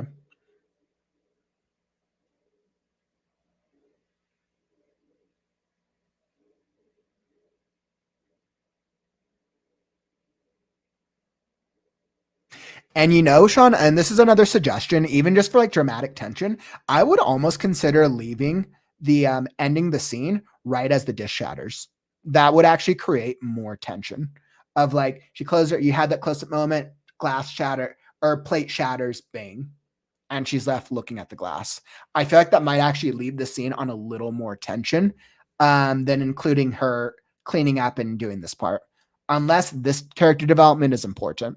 But that's just a random subjective recommendation. Let's complete. You can find out later that the gang is a trigger. Yep. Okay. The laundry room. Oh, the laundry room comes into play later. Okay. So then that makes sense why you want the laundry room in that setup. Condense that. I will break that down to those 3 sections. Then what I would recommend, Sean, actually, if the laundry room is important, like you do need to set that up. I would actually have her start coming from the laundry room, right? Or no, because this is in the kitchen, so you don't have to do another scene. Start with her bringing the clothes in. Have that present action be her dealing with the clothes instead of starting at the sink. And that just to make it easier. That would be my recommendation if setting up the laundry room is important. I like that. I went down the bang. Excellent. Wonderful. I think that will really boost up the tension for the end of that scene. And then we get to Nick. And then Sean, it's going to be the same recommendation with Nick's scene. You do a lot of really good description. And part of it reads like a novel, in all honesty. But right now, and granted, remember, keep in mind that I have the text blown up way more because it's a live format. But this entire scene, so even before we get to here, this is 1, 2. So here on my screen, it's about 1.5. Oh, no, wait, 1. So on my screen, it's probably about 2 pages of description. If it was normal size, it'd probably be about a page maybe like a page worth of description. And then I always think about like same thing, like what is the action? What is the point of the scene? What's the one thing that I want to get across? And sometimes we can have long description scenes if every single thing that's described is critical to character development and or the intent of the scene. Because essentially what we're seeing is basically Nick's tired. He's tired from the day. Like I totally get this. Nick throws off his suckers. Yep. Removes his utility belt.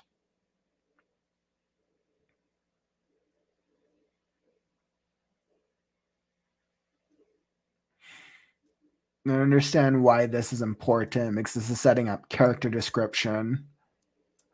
That's important.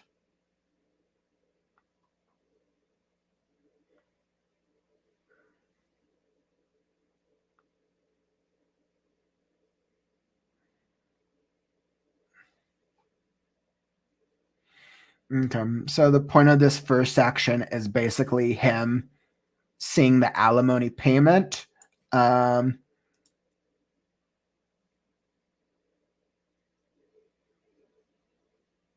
Yeah, so I think if I were like cutting this down, I would just cut down him throwing everything off in one paragraph and then him picking up the alimony payment just to condense it. Because the alimony payment letter is what's important. So let's just get there at the top of this continuous segment.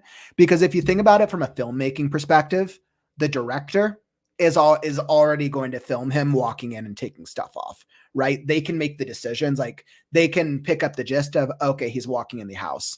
So we want the action to focus on, okay, it's the alimony payment. That's the visual thing that I need to see. Let's see, Atomic. Definitely. Atomic, ask yourself what Nick wants in the scene. Absolutely great call out, Atomic. Thanks for sharing that. Absolutely. That's because that's really what it comes down to, right? What is the character's desire, right? What's his motivation? Because that's really the goal of what the scene's trying to achieve. Opening the fridge, Tupperware. And I actually like, so then you have two separate, so essentially there's three things that really happen in this scene. The microwave. I think if I'm reading it correctly. So there's really three things of importance in the scene. You have the alimony payment. You have the Tupperware. Recognizable food. No, because he heats up the food. That's why he throws it against the wall.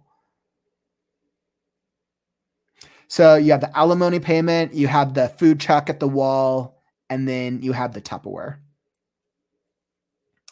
So all of this, so once we've dealt with alimony payment section, the fridge section, oh, he closed the refrigerator door, removes the tinfoil, drops the unrecognizable food. Nick opens the door as well as a dingy green tinted glass.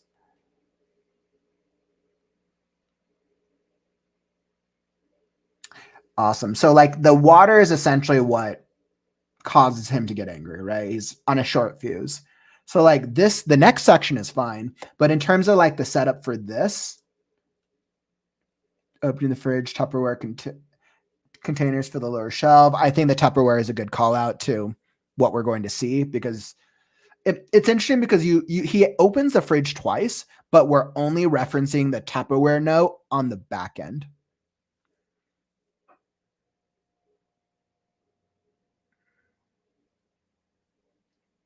Because you want to focus on him doing the real one first. Or containers, that's fine.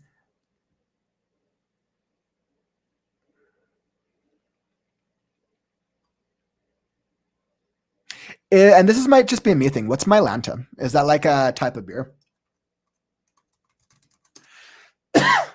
Mylanta's antacid products. So it's for heartburn, acid indigestion. Let's see. Takes a swig from the crusted bottleneck, squirts down the thick liquid, goes down, he puts the bottle back. Okay, so it's like an acid reflux type thing. Okay. So it's important to show that because health in the fridge, Tupperware containers, top shelf.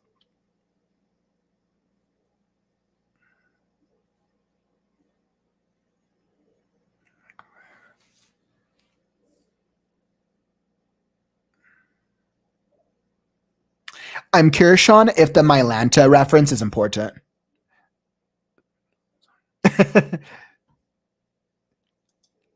Gotcha. Okay. Because he has upset stomach issues. Okay. The fridge.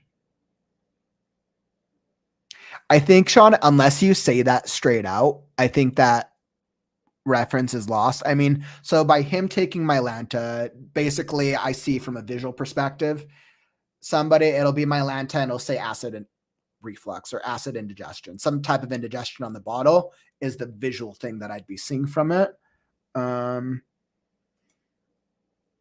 I don't know if as an audience, if I would connect that the acid reflux or the indigestion, if that's directly related to a stress, unless it was said straight out.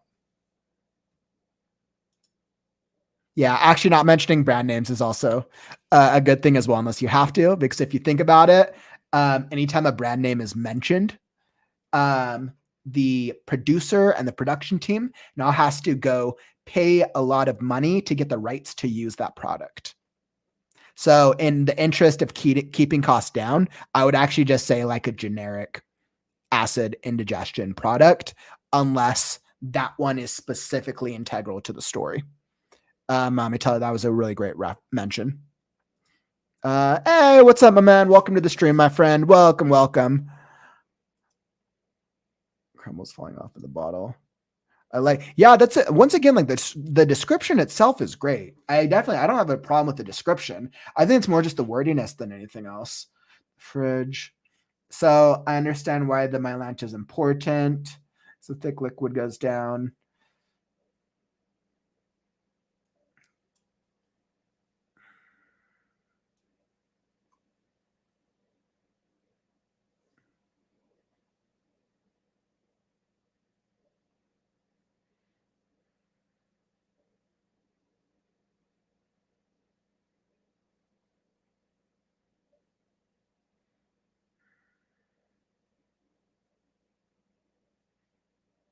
Yeah, I think this is an opportunity. I would condense these two. He closes the, after dealing with the Mylanta with that bottle, he takes the food out of the refrigerator and tosses it in the microwave. I think that's a good opportunity to cut it down. I don't know if watching the microwave is that important. And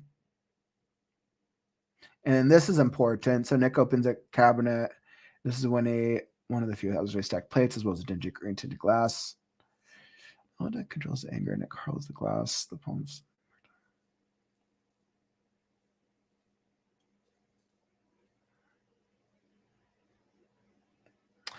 Yeah, so the glass is important because he's about to chuck it at the wall. This is perfect. So this is like the first like action. This is like the next important like action moment since the alimony check, which was important. Yep, this makes sense. He chucks it at the wall. This is good.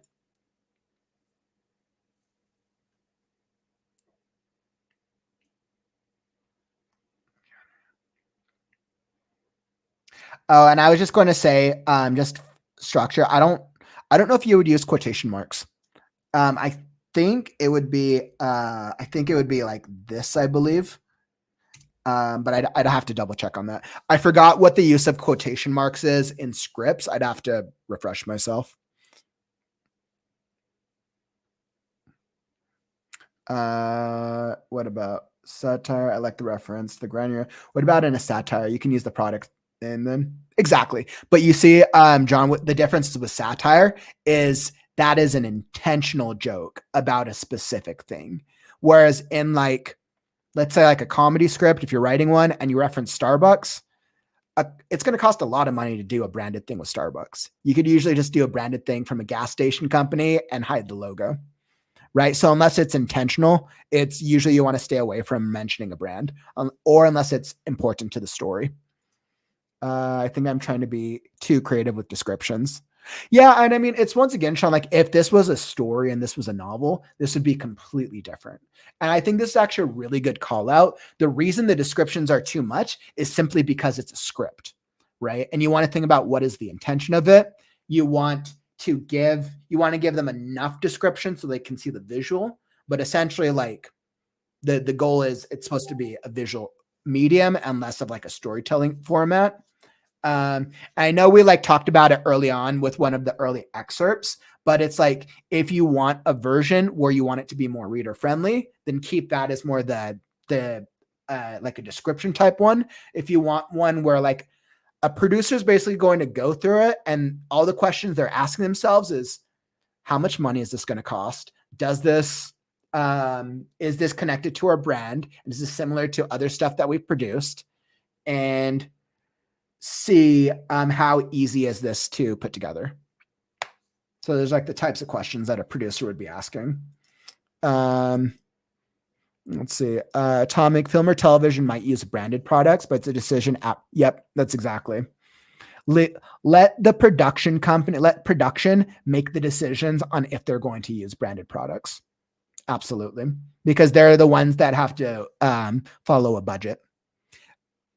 Usually 9 times out of 10 as a screenwriter, once we option our scripts to be picked up by a production company or a production house, a lot of times we usually lose the rights to a lot of elements and how we get to be involved with it. It all depends on negotiation and the whole process, but usually a lot of times the production company is going to take over the majority of the rights, and then they get to make the decisions on what they want to do, at least for screenwriting. Let's see on who's been, yep. John, I published a piece that makes fun of ring cams and their hackability. The satire is protected, I hope. And there's a whole thing with Common, with what's that? The Common license. I'm like blanking on the name right now. Anytime you like do jokes or satire on anything, it is protected. You just have to be aware of the rights and the specifications and make sure that you're formatting things and doing things the right way. So it's protected under the Creative Commons license. There we go. Let's see. John, it depends on the company and their legal team. Some companies might try to interpret that as defamatory, even if it's presented as satire. They could, right? And I know this is a side, but like if you think about like animated shows like South Park. Think about animated shows like South Park. Think about shows where they make fun of current events, they make fun of public figures all the time. They can get away with it because they're protected under a certain law, but a lot of the times there's so many instances where the big companies will follow up with lawsuits, and you have to be like so specific. That's why news channels are very hard to pull off, because you could be very easily be under a lawsuit. And even if you're in the right, big companies have a lot more money than you, realistically. So that's why you always have to be careful if you go into a brand that is news or satire. Let me get back to this. The microwave beeps, the buzzing of the cooking unit stops. Time. All right. So yeah, so essentially this is moving the scene along.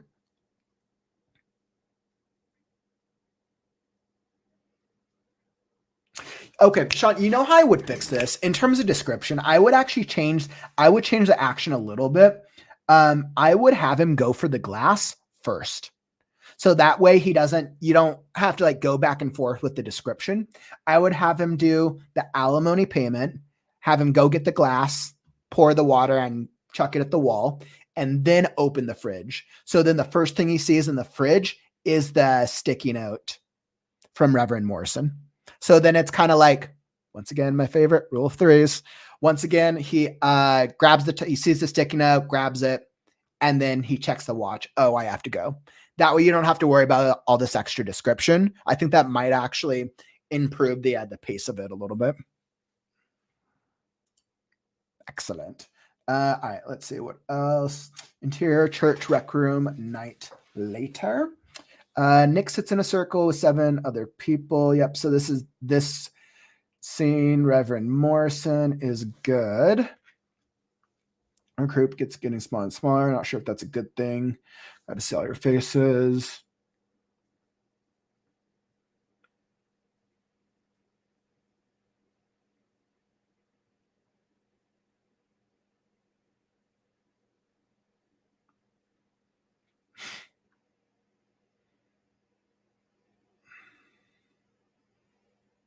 with this portion right here, with this one, I think I understand it. It's a little, I might reword this. So Reverend Morrison, there's got to be a reason. Maybe the hand of God directed you. I don't think he's using the whole hand, Reverend. Definitely a finger. Clearly the finger of God. He's flipping him off. Nick, remember where you are, please. I'm like, the reference is almost like it's not like overtly. I went back and forth on if it would warrant a response of Nick, remember where you are, please. But it could be taken that way. It's a subjective response. I feel like there's an opportunity to do something that's just a little bit more specific. Like I almost feel like Nick should be like, I don't think he used the whole, he should like curse. I think if Nick cursed, I don't think he used the whole fucking hand, Reverend. I think if he did that or some type of curse, it'd just make it clearer for why Reverend Morrison is like, Nick, remember where you are, please. I see so many typos when it happens. No worries. Sorry, it's just my water got turned off. Yep, this all makes sense. the lasagna part was funny. I know I saw one of you guys threw up a comment earlier about the lasagna part. The lasagna part was funny. This entire section with this joke is hilarious. For the record, I never cooked any of your lasagna. Anything. Speaking of grandma, got a trainee, so he's talking about it.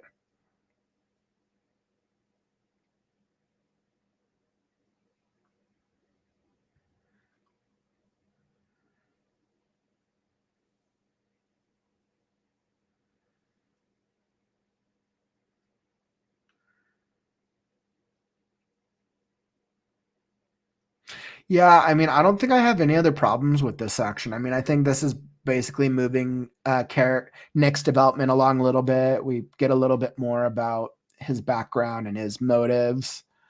The Rusty bit is funny.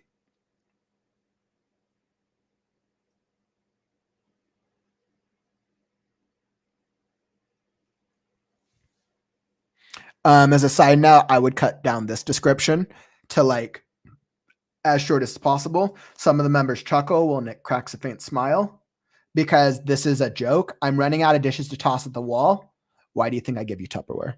From a reading perspective, have this just less description so that way the joke snaps. The joke hits immediately from a reader's perspective. Speaking of tossing things, can we please talk about your cooking? Once again, hilarious. Yeah, actually, I would even get rid of this and move this, them chuckling after, because then this would just be continuous. I'm running out of dishes to toss at the wall. Why do you think I gave you all Tupperware? Ha ha ha, that's funny. Speaking of tossing things, can we please talk about your cooking? That'd make that pacing feel a little better. Yep. And let's see, I'll look at that. Let's see. I got the reference. I could see Reverend being that sensitive, but I could also see him being slightly amused by it. That's the thing. Like, I didn't see it as the Reverend being like completely offended, but I feel like it could have been made more obvious. But then responding in that way, probably out of rejection of his own response. I kind of see that too.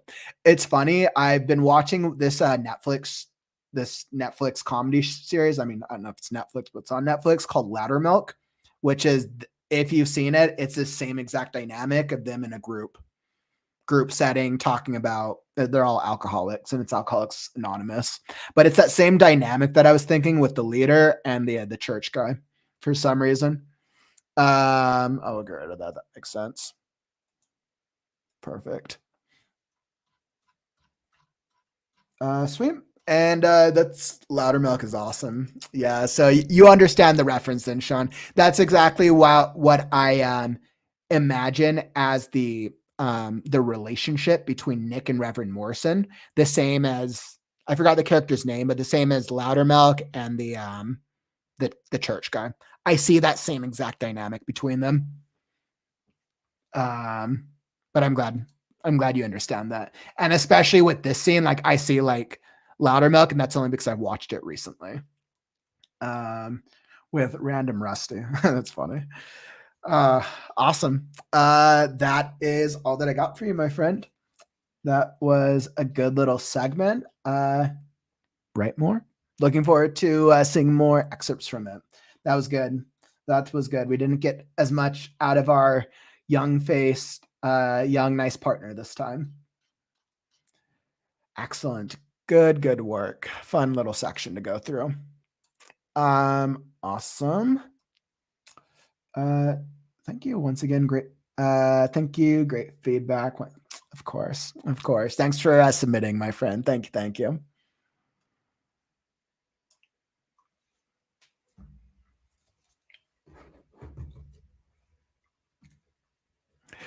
All right, what do we got? So I got that. Give me a second and let me see where we are at.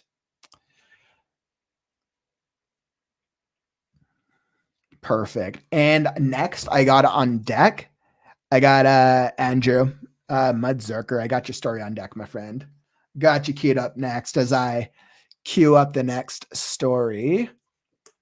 Awesome. Let me just go check my email, see if we got any other stories in here.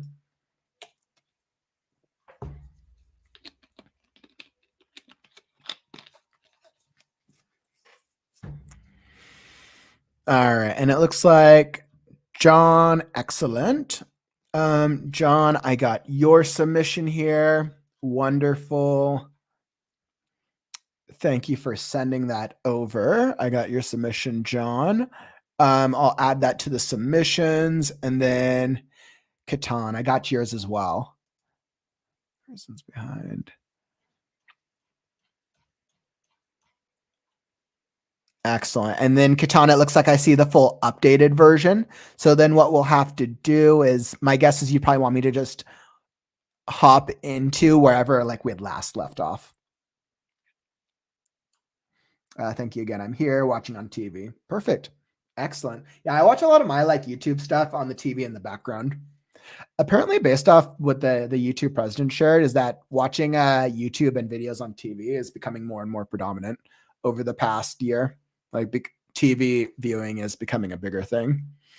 All right, excellent. So I'll add both of you guys' submissions to the queue. First we got Andrews, and then we'll see what we got after that. All right.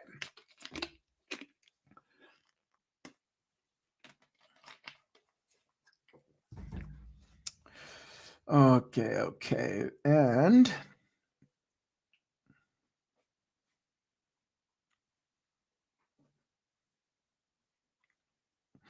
I want to say, I think I have yours as a Word document.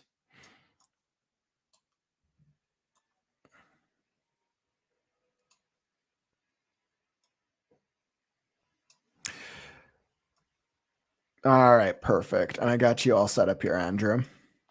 Beautiful. So we got the Virtuous Warrior.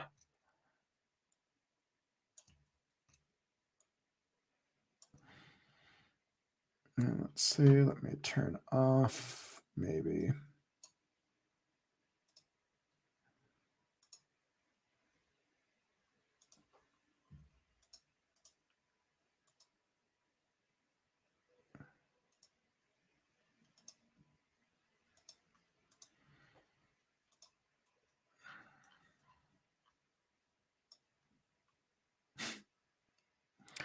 All right, clearly I am taking a second to format this correctly. I like always forget to turn off the Grammarly and the Microsoft Word suggestions until the last minute. And I've got the oh, that's funny. All right, give me just a second. Let me just fix this.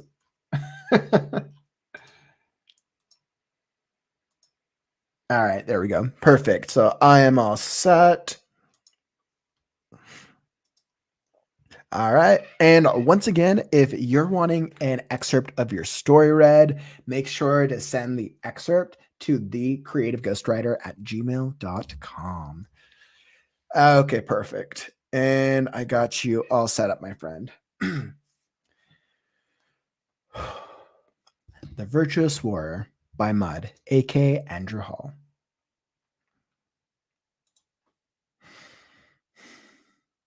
In the backdrop of a rough neighborhood. Actually, let me just make sure I got my pen.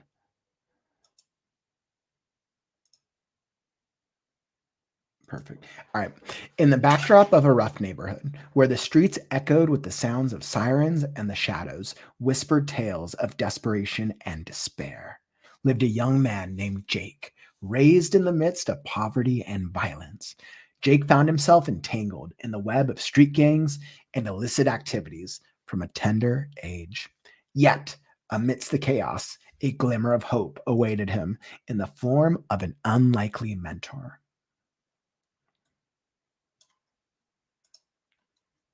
One fateful evening, as Jake navigated the labyrinthine alleys, he encountered a figure unlike any other. Shadow, with his weathered face adorned with tattoos and an aura of quiet strength, stood before him. Despite his intimidating appearance, there was a kindness in his eyes that beckoned Jake closer. Curiosity mingled with apprehension as Jake approached Shadow with a simple nod. Shadow extended an invitation that would alter the course of Jake's life forever. "Come with me," he said, his voice a rumble like distant thunder. "There's something I want to show you." Intrigued yet cautious, Jake followed Shadow to a rundown gym tucked away in the heart of the neighborhood.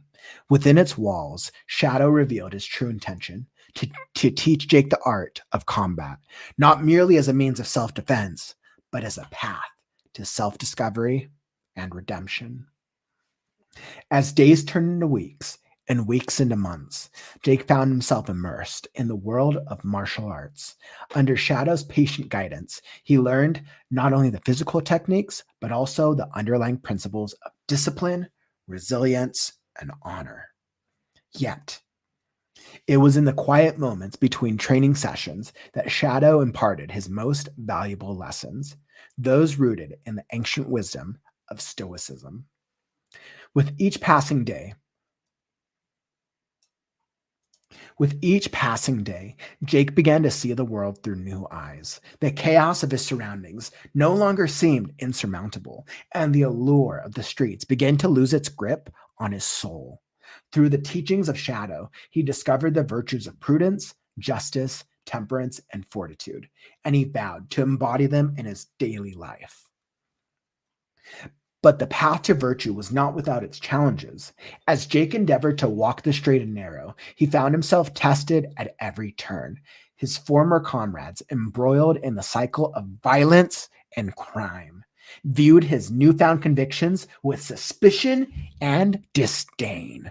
Pressure mounted from all sides, threatening to engulf him in a maelstrom of doubt and fear. Yet, in the face of adversity, Jake remained steadfast.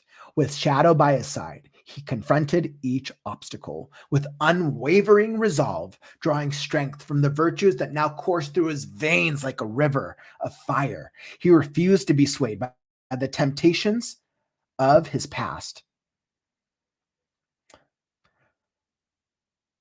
for he knew that true greatness lay not in the pursuit of power or wealth, but in the pursuit of righteousness.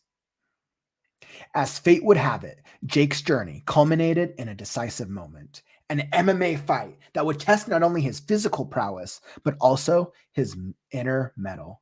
With Shadow as his cornerman, he stepped into the ring, his heart pounding with anticipation and nerves. The roar of the crowd faded into the background as Jake faced off against his opponent, a formidable adversary with a reputation for ruthlessness.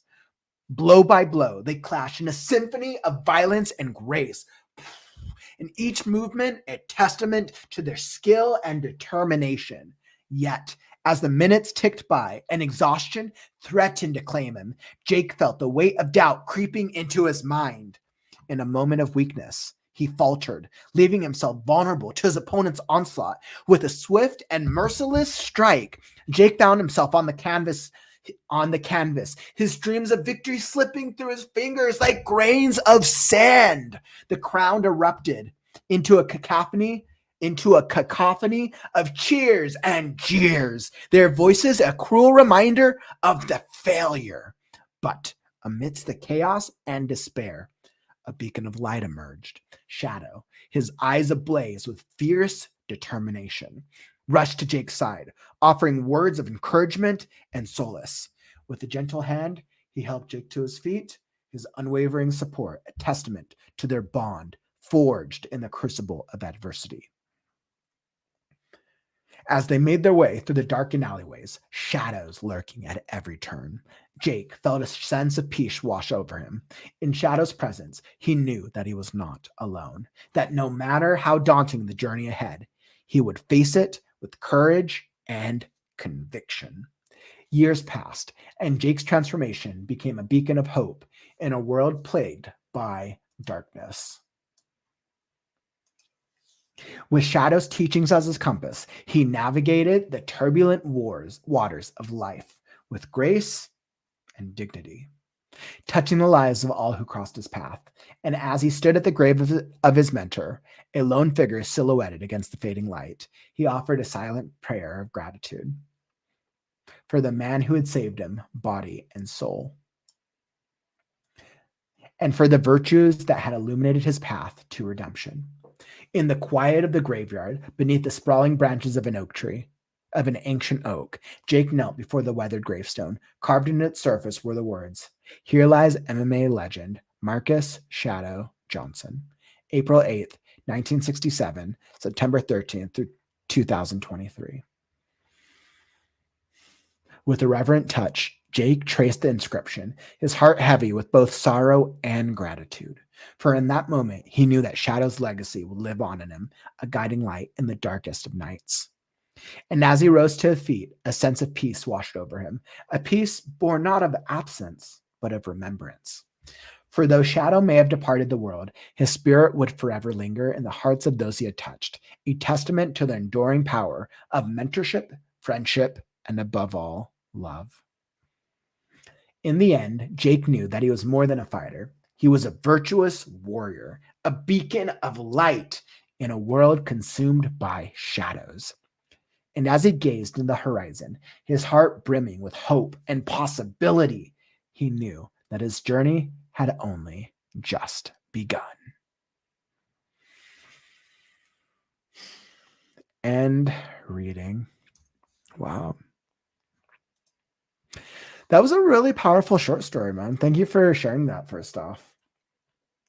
I think I really loved Shadow's character. I actually really loved the mentor's character in this bout. I was like, first off, I love the name of Shadow. And I actually really like that you didn't reveal Shadow's, like his real name, his full name until the very end. I really liked that. The way that you showed like the action and the conflict, especially during the fight, and that like the training montage was actually really cool. That was really, really good. I like that. And then the takeaway after his mentor had passed was definitely a little clearer. I like that moment that you have with him at the graveyard underneath the tree. That's actually a really cool moment. Really, really cool. I love that. I absolutely also love Mazurka, that you like your influence with martial arts in your stories is really cool. I absolutely love that. That's incredible. I think that's cool that that's kind of like the fighting style of choice with some of your characters. Definitely really resonates with me.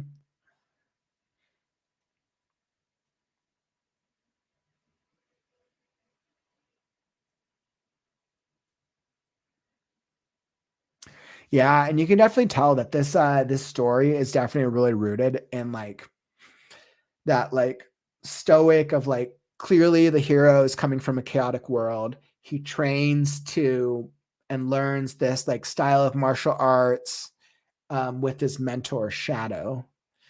And then he uses that to overcome not just the fight, but also life turmoil. I think that was fun. I think the overall story is a fun little take. The Virtuous Warrior. That actually makes sense. Why is the Virtuous Warrior? Okay, so okay. Not yawning at your story. I'm just tired in general.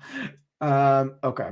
So as I look at this, as I think of the setting for your story, lived a young man named Jake in the midst of poverty and violence.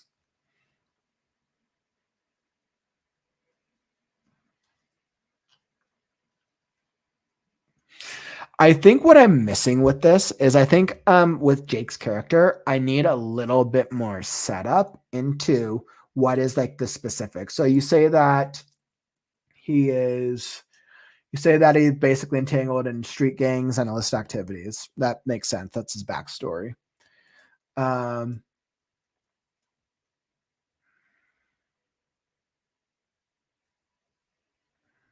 mentor part is really cool, but the problem is I'm not sure what is the specific problem that Jake is trying to overcome. Other than that, there's a general it's a general sense of that he's dealing with street gangs and illicit activities, but I need more of like a specific, like what is the specific? Is he have to like kill for a living? Is he running drugs? Is he selling guns? Is he about to has he like nearly died a number of times? Right now, his specific obstacle is just a little too general. So I'm not sure what it is that he's trying to overcome within himself. What I would do is I'd probably like touch on another maybe like paragraph of description and kind of like detail this more. Like what is the specific street gang or illicit activity thing that's really affecting Jake? Only because with the him and the mentor and the glimmer of hope, I want to know, what is this hope? What is it serving? My guess is based off this, that it's glimmer of hope of like he wants to get out of the street gang lifestyle and he wants to live a life on the straight and narrow, wants to live a life where he's not going to be like potentially killed. Yeah, mainly street fighting and selling drugs and having to deal with other gangs bullying him. Yeah, then I think it'd be a good opportunity to have like a paragraph where it's like you give like a description on like what is like the biggest problem for him. I think that would be a good thing. Like on street gangs like bullying him, like it amidst the chaos. He found himself entangled. Because this is his background. His background is he was raised in poverty and violence. His present is that he's dealing with street gangs and illicit. Oh wait, Jake found himself entangled in the web of street gangs from a tender age.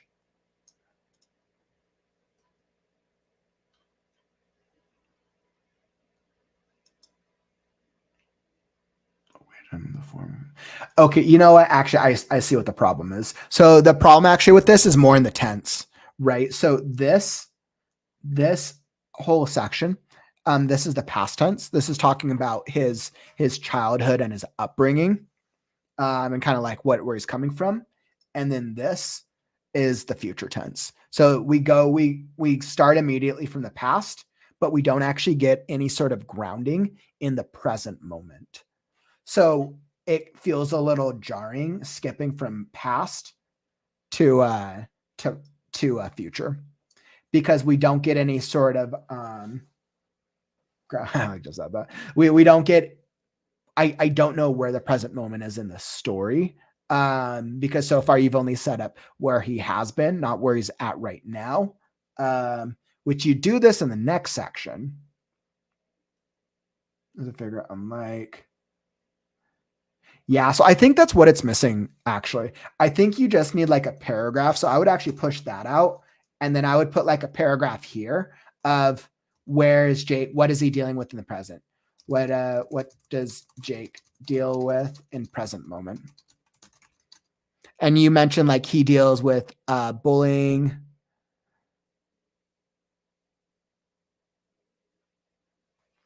Yeah, and I think that would actually help this a little bit, because the character, the mentor character was super cool. I love Shadow, but I just wasn't sure what was Jake's like obstacle beyond a general idea that he's just trying to get out of the life. I think if you have like a specific like obstacle, like, oh, you know what, this gang's about to kill him. That's why he wants to get out of the life. He wants to get out of the life because he's been in jail 10 times. He wants to get out of the life because I need a little bit more clarity on motivation. And that'd be for that. Let's see. I would open with, like, we have some really good comments here. Let's see. You inspired me to write more like this. Aw. That's super cool. Thank you for sharing that. That's super cool. Thank you. I actually like absolutely, I do have to say, I absolutely love that you have this kind of like, it's this like mythological, it's like a cross between a folktale and a and folklore. And I actually think it's a really unique style and it's really cool. I really, really like that. That's super awesome. Yeah, so Mommy Telly was touching on that too. Great story, but I'd like a stronger incentive for him to follow Shadow. I think the incentive, I think it makes sense why he's following Shadow, but for me, I don't have his overall motivation, so it's just not clear enough. And I think by doing that, that would actually fix that problem. Tom gives a good suggestion. I would open the sentence with a simple nod. Shadow extended an invitation that would alter the course of Jake's life forever. And the following line from Shadow grabbed the reader's attention.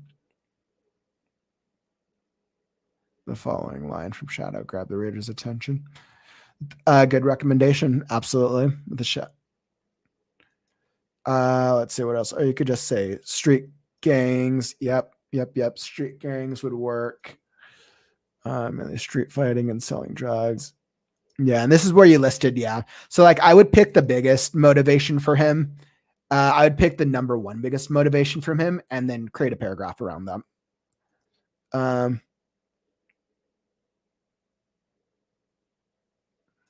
You were saying that street gang implies illicit activity, and it could be redundant. Yeah, I could see that. Jake found himself entangled in the web of street gangs and illicit activities. The thing is, I don't know. I personally don't know anything about street gangs, actually.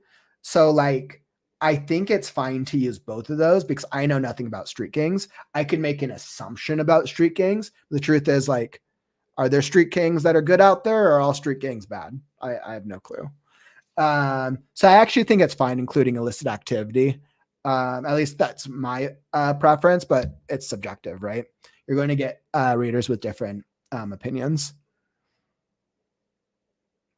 Atomic, this reads as a great summary, has potential to be expanded into a much richer story with higher stakes. Absolutely. This is a really good story. I completely agree with that. Let's see. The mentor comes in and helps save him, teaches him martial arts. Yep, so that all makes sense. That translates. There's a changed little neighborhood. And you see that translates as well, actually. Like that, you translated that section of the story very well.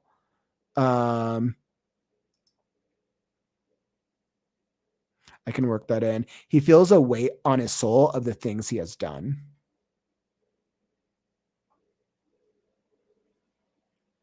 Awesome. Show don't tell can heavily be applied here. There's a lot of description, but I like to see your character in specific scenes going through these experiences and reacting to them. Good. Good feedback. I agree, Atomic and Jared. I'll work with that. Awesome. Yeah, Mazurka, you actually have a really good setup for this story. Then this is actually something I always suggest with writing clients. For a lot of writers who write short story content, it's actually a really great strategy to turn them into an anthology and then package that as your first, or not assuming first, but as a published novel. With anthologies, as long as they're as long as they thematically have a similar tone, or if they're touching upon a similar theme, it actually works. And even from what I've seen from your work so far, I definitely get the sense it's yours, and I definitely understand. Yes, everything that I've read of yours so far would definitely work in an anthology. Absolutely. Let's see. Yeah, and I think the Shadow reference, I think Shadow's character comes along pretty strong, but I think it's because Shadow's not the protagonist. I think it's just motivation there. I actually really like that he feels a weight on his soul of the things he has done. That's awesome. I want to read that. That's actually really cool. Let's see. Curiosity mingled with apprehension. Shadow's voice. Yeah, so I think all these Shadow moments worked for me. I have no problems with that. Intrigued, get cautious. Jake followed Shadow. Shadow revealed his true intention to teach Jake the art of combat.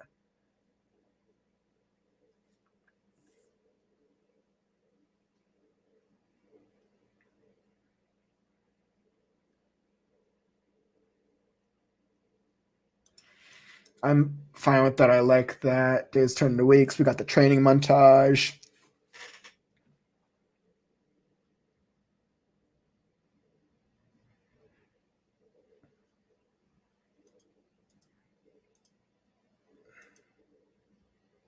I actually kind of like that you don't use a specific lesson here, that it's a general, like, it's once again, like, it's your storytelling is cool. It makes it feel like it kind of pulls me into the world because of the language you use. I'm definitely a fan. Right. So then by the time we get to here, because I'm not clear on Jake's intention, that's why it throws me off a little bit. But this, like, as a storytelling perspective, this does work. So I actually don't have problems with this. I think if you set up Jake's character a little stronger, I think this part will definitely pack more of a punch. The allure of the streets begin to lose its grip. Yeah, so I think what I need to understand as a reader in the first 2 pages is why Jake feels his world is chaotic.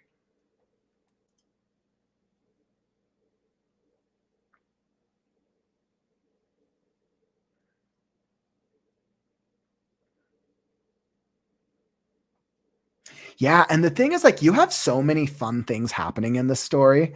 I could definitely see this being a longer story too. This is a really fun story. His former comrades embroiled in the cycle of violence.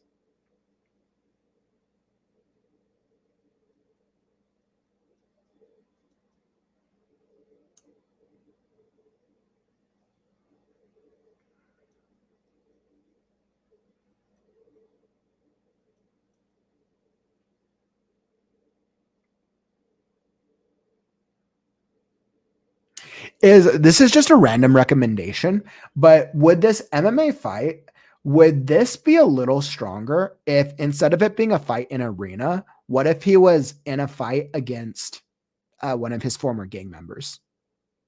Or maybe one of the former gang members has challenged him to a fight. That might almost make it a little stronger, because I like the fight. Or the crowd faded. Because you talk about the adversary being ruthless, and that's good.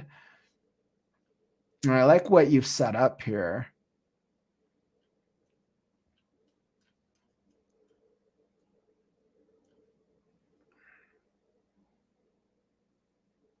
Yeah, so that's just a random idea, my man, suggesting having his opponent be maybe like one of the gang members. I think that'd actually be a good tie-in. But the pilot was not with it, as Jake endeavored the cycle of violence and crime. Especially his former comrades embroiled in the cycle of violence and crime viewed his newfound convictions. And then, like, one of them challenged him, right? That would actually make the fight, that'd make it flow a little bit more of that his past is now coming back to haunt him, right? There you go. That's actually perfect. One of his former enemies from the other gang trains with a dirty trainer. That's literally perfect. So I think tying that in, that whoever he fights against is tied into the gangs. And I think even during this fight of, like, the booing from, like, his former gang members, like, that ups the stakes so much that, like, all of his former gang members are there rooting for him to lose, because he left the lifestyle. He's a good for nothing schmuck now. I like the fight. I do really like the fight with each passing day. And he challenges. Yep. Yep. And I think that's what's really important. I think that's the important learning lesson from this. You can tell.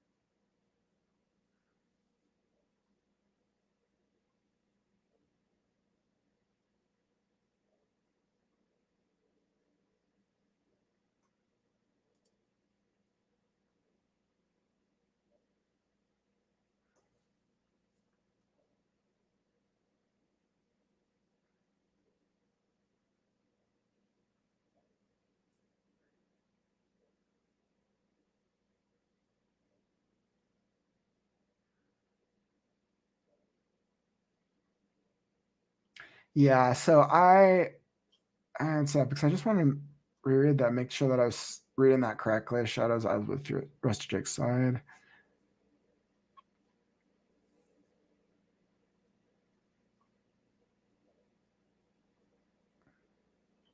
Yeah. So okay. So the end of that fight is the moment, the loss, the moment of defeat.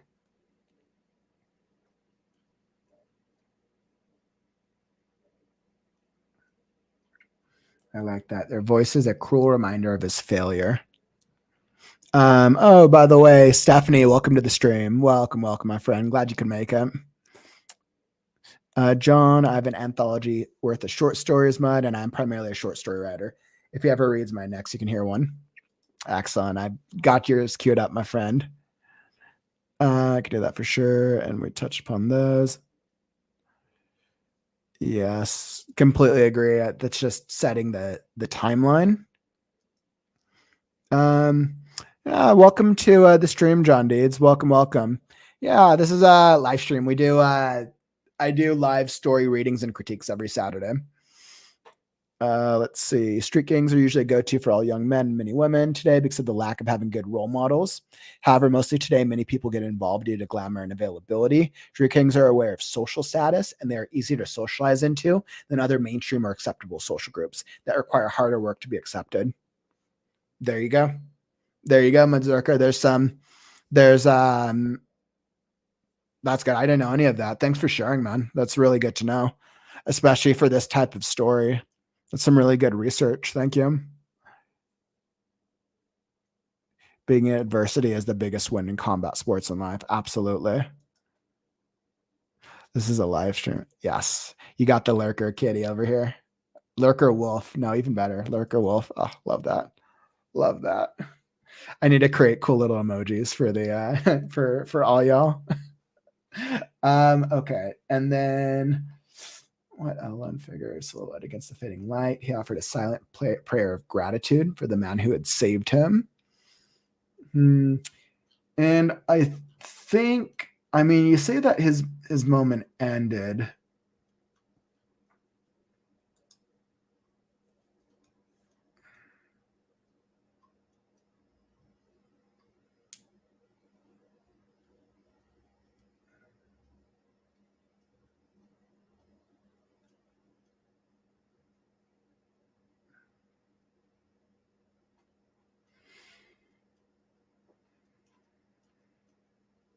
And this is good. So essentially he loses the fight and then Shadow basically helps him up and they walk away.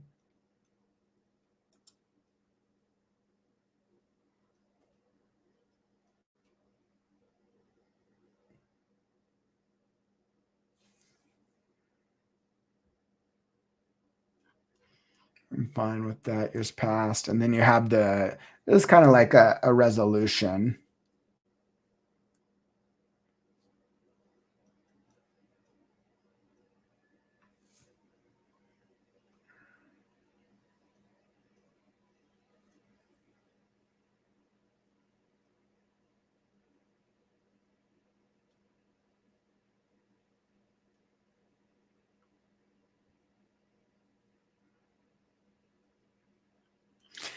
Yeah, I like that. I think that The resolution is powerful. With a reverent touch, trace the inscription.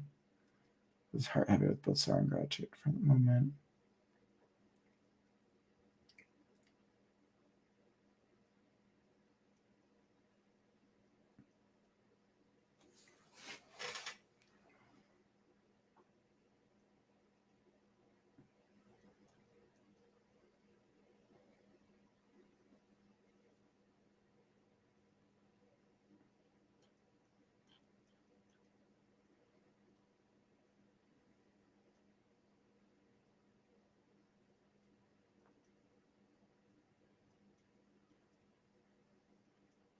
I almost think, as a suggestion, as I'm kind of thinking through this, as I'm kind of thinking through this, I almost wonder if like you had his like the graveyard thing as the very last thing.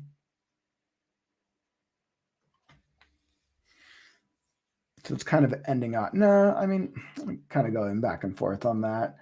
With a reverent touch, Jake traced the inscription.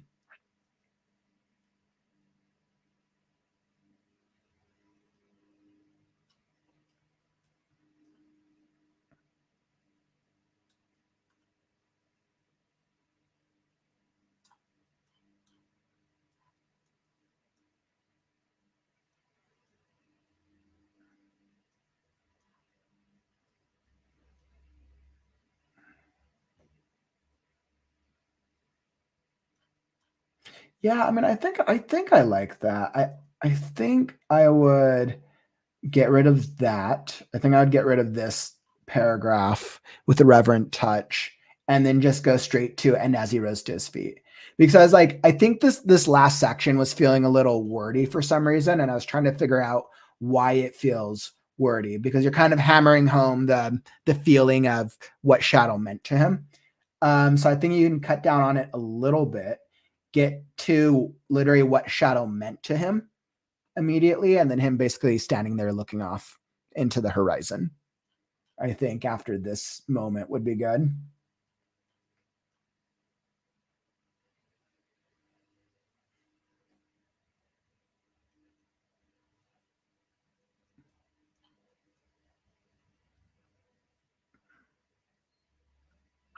And I think, okay, so I think as you're clarifying and defining Jake's Jake's motivation, right? So specifically, like, what was the problem that he overcame with the street gang specifically?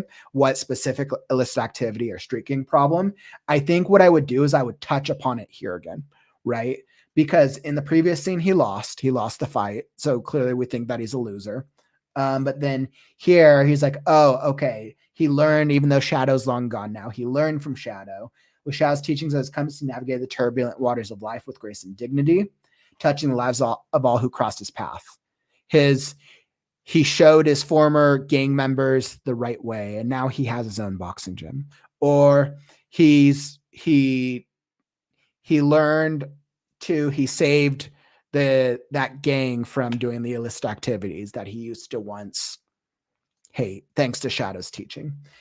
I think some type of resolution, because I think right now it's just it's general. And I think being a little more specific with how that specific motivation was solved, I think would make it a little clearer. Right now, the overall motivation is great. The overall message is good. But I think a little specificity with Jake's personal journey. Do you think I should do some dialogue? I actually don't know. I don't necessarily think dialogue is necessary for this story. I think you're telling it in a way where it's an overall third person. I actually think it works without dialogue. I mean, if I was working on this, I think the only parts I would add dialogue would maybe be between like Jake and gang members. I think that would be where there would be good opportunities, honestly. Like, I could see that. But between Jake and Shadow, I think Shadow's like, I think what Shadow, I think what you're saying, this things Shadow means works. If you want to do a little bit more showing, you could have Shadow speak like words of wisdom, but that'd be totally up to you. I could honestly see it going in either direction. And I think that's like more of a personal writer's choice. The graveyard is like where Jake realized what he had to do in life from that point on. Perfect. Then literally have him make the intention of like, this is what he's going to do next. And tying it off or referencing into how he's overcome the problem that he dealt with when he was part of the street gang life. And so maybe he mentors kids to keep them from getting into gangs, but it does feel a bit rushed. Yeah, well, I think like, I think it's, I don't think that it's rushed per se. I think it's that it's just his motivation just needs to be clear. Right now, his motivation is general, and we need like a specific motivation. So that's why, because we're getting a lot of like general beliefs and sayings on like, this is what happened to him generally. This is the fight. And the most specific thing is actually the fight. The fight is specific. But then we have the shadow. This is the things that he learned from shadow. I think if we layer in underneath the generalities, some of the specific of like, this is the background. This is the specific problem he overcame. This is the specific thing he learned. It would tie it together, make it much stronger. So, yeah, that's all that I got for you, my man. I love your storytelling. Thank you for sharing that, by the way. I think you have a really good opportunity to turn this into a cool anthology, in all honesty.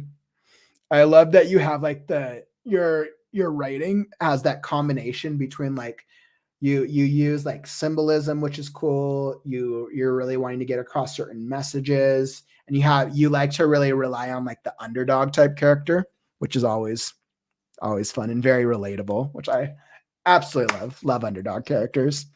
So thanks for sharing, my man. I got build personality to the story.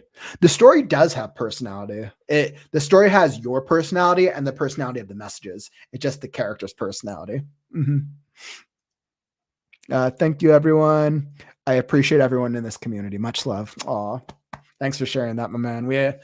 We all appreciate you, and I appreciate each of you writers and each of you creatives for hopping in and sharing comments. Like, thank you. Like this is what like the collaborative creative process is all about. Like, thank you. It means a lot to me. I love the collaboration because getting that type of feedback then also encourages other writers, newer writers who might not have as much creative confidence to share their stuff. So that way we can help them become better writers, and it becomes a mutual process. So that's awesome. John Deed shared much love, my mate. And then John shared that was a cool story, Mud. Oh, that's so cool. You see, Mud, clearly you got to turn it into an anthology at some point. It resonates with people. All right, what to do we got to next? Oof. Okay. I think I can do another one. I think I can do another one. Well, I think I can do it. I think I've been going much longer on the critiques today. I like give myself a 20-minute timer. I give myself a 20-minute timer because I'm like, I got to stay on track. But then I get so into the critiques. I'm like, I will be so bugged if I don't get through the critiques that I need to share. It's like a personal thing. But I appreciate all the help. Take a break. LOL. Water time. Well, who needs a break? I've only been talking straight for almost 3 hours now. Oh man. All right, let's see what else do I got over here. I fixed enchanted blades. Thanks to everyone. Woo! Awesome. Isabella's was the first story. By the way, if you're just hopping into the live stream, Isabella's story was the first one that we did the reading and critique on. It was definitely a good little fantasy take and the thriller story. Make sure to go back and rewatch the entire stream on the replay. After the stream ends, you can go back and rewatch it. I'll add time code so you can skip to the parts you want. I skipped the writing sprint today so that way I could do more stories, but I haven't got any faster. It didn't make a difference. I'm cracking myself up. I was like, okay, if I don't do the writing sprint at the beginning, I'll get through more stories. And clearly it's not making a difference. Let's see. You're doing a great job, Jerry. This really sped up my work. Woo! Love to hear that, my man. I'm glad the story is Definitely improving. You'll have a published masterpiece before you know it, my dude. All right, let's see. What do I got next? Okay, so I got a couple of submissions, it looks like. John, it looks like I got your submission. So let me, I can hop into your story. Let me create a cool little thing.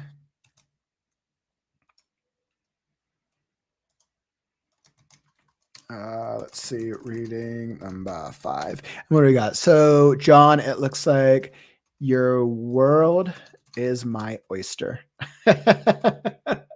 John, I'm already enamored by the title of this story. By Whassop. I already love it. You already have me hooked from the title. So, reading number 5 is going to be Your World is My Oyster by Whassop. Okay, let me throw this on my Google Docs and change the formatting on it. Okay, let's see. So we are going to turn this into Comic Sans.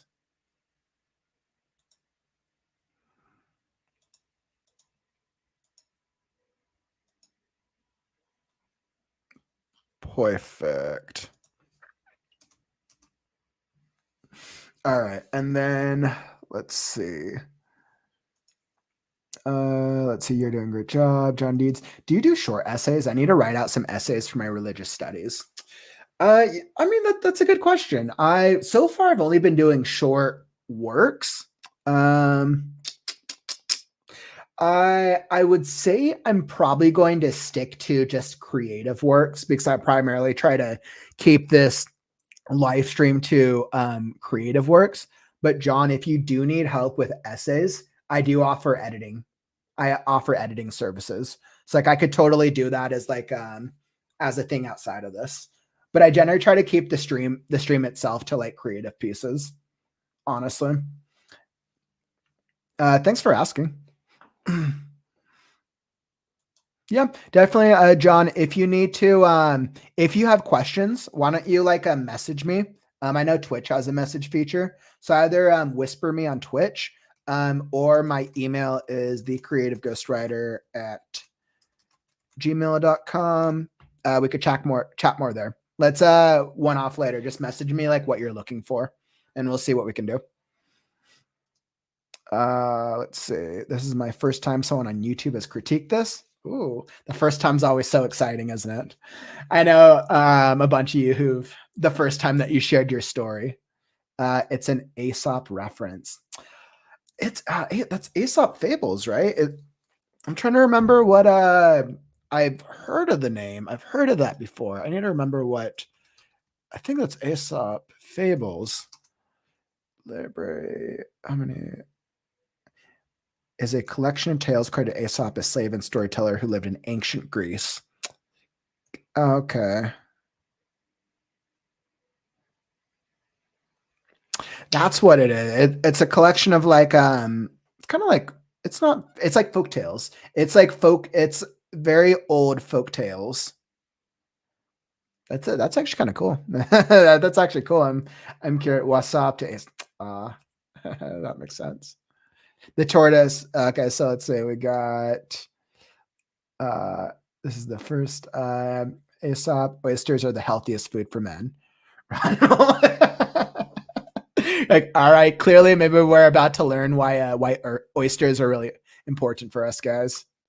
John needs absolutely, man. And let's see, Whassop equals to Aesop makes so much more sense now.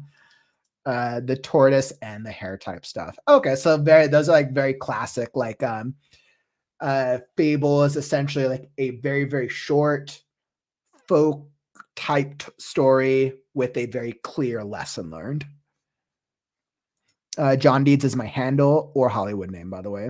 Ah, that's awesome, man. Yeah, that's kind of why I do the same thing with my name. I always go with Kauffman as my brand and handle name. Good, it's a good Hollywood name, by the way. I think that works. John Deeds is unique. You meet so many Johns, so John Deeds works. Let's see, but you need some pineapple for the taste. Oh man, so pineapple and oysters, my man. Let's see, stories. Yep, stories with a deeper meaning. Uh, Atomic. Sometimes you've smoked oysters. Oh my goodness! You see the things that the things we do with when we're trying to be creative. I used to be a bodyguard. Dang, that's super cool, actually. I was like, that's what a story. You probably have some really like clever and really unique stories. Honestly, what an interesting profession. Wow. Yeah, when I was in Hollywood, I was probably living down in LA, Hollywood for a good like 10 years. Every celebrity entourage has bodyguards. Like you kind of get used to it. It's like part of their entourage.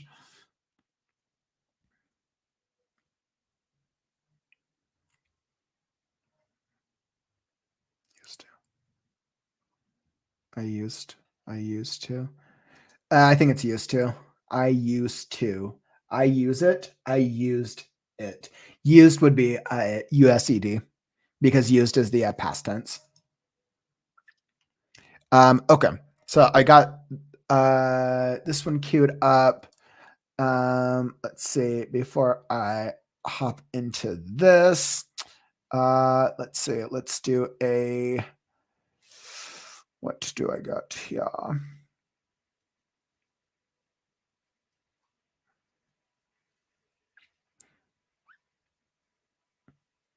Okay. All right. So let me do a quick plug. By the way, if you want to learn more about me and about my services, let me throw this up here. You can actually learn more about what I do. I'll throw my screen up through my website, The Creative Ghost. Cool little story. I actually just updated my bio, so I'm like super proud of it. I wanted it to sound like a Wikipedia article. So I'm like super happy about that. If you want to learn more about like what I do, my background, I've been writing like my entire life. It's been very fragmented, went through so many struggles and journeys, finally quit customer service journey and like been working on this writing business ever since. Best decision of my life. If you want to learn more about like my services and the things that I offer, you can learn more here. So everything's here at the Creative Ghost. Yeah, you should check it out. Learn more about me. And yeah, that's all that I got. I wanted to make sure that I plug that. All right, excellent. And then let me pull up your story, John. And we don't need that anymore.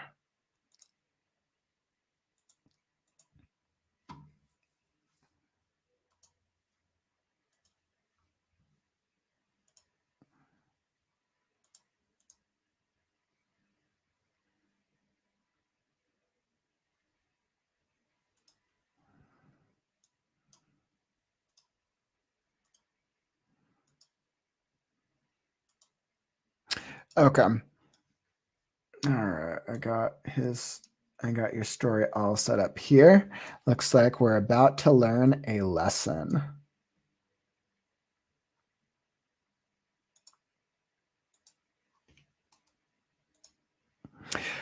Okie dokie. All right, let's see what we got here.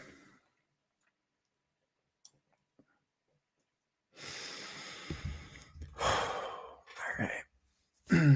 And once again, John, if I'm highlighting stuff that's neither good or bad, that's for my reference.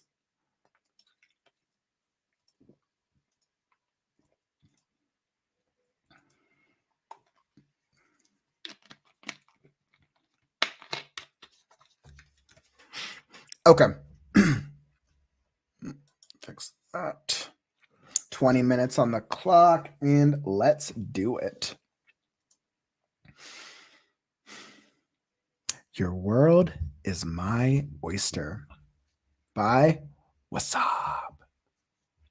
Once upon a long time ago, there was a married couple of oysters that lived in the Chesapeake Bay. Sam, the papa oyster, and Carol, the mama oyster. Sam worked at a filter plant, and Carol was a plotter who molded clay and happily sold her art at festivals, while her husband slaved himself away at the filter factory. Sam was a proud oyster in a respectable family. In the Chesapeake Bay, he and his wife weren't well off, above average standard, but not quite select. Little did any, quite select. Little did any of their oyster friends know, but they could be incredibly wealthy if they wanted to be. Sam's great-grandfather had found a 5-carat flawless diamond ring in the bay, faceted and cut in Enlightenment-era style and worth quite a bunch. A wealthy European noble dropped it in the waters many years ago when the first colonies were being formed. The gold band was long removed, melted, and sold when his father spawned his 25th spat. Despite the setback, the family of oysters vowed to keep the diamond in their family forever. It was very special.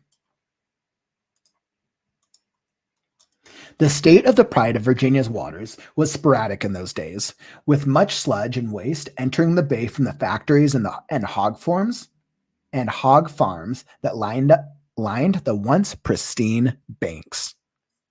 Carol and Sam had enough.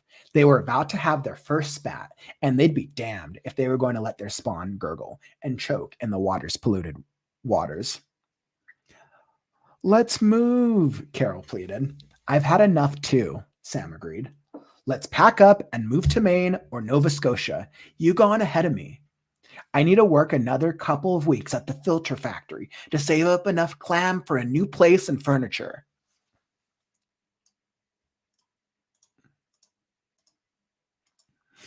"I can save money having Omega Oysters ship me in a cooler with the cold back. I'll be okay. I'll hibernate. I'll never even know I was in a box until you open me up." "Okay, Sam," said Carol. "I'll have everything packed and ready tomorrow. I snorkeled my sister and she told me she'd take me up north. Wednesday.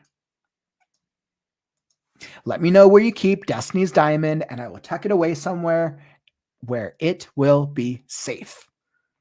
Sam loved Carol, but he didn't trust her with the family jewels. So he said, "No, dear. I'll schlep it in my shell in the folds of my oyster schlop. Everything will be okay. Find us a nice place and please don't go antiquing in New England without me." "Okay, babes. My sister comes tomorrow and I leave with her the next day," Carol remarked. "Bet," said Sam. Sam worked the rest of his 2 weeks out at the factory, holding in his thoughts about the awful place so as not to get a bad recommendation when he looked for a job up north. He swallowed the jewel.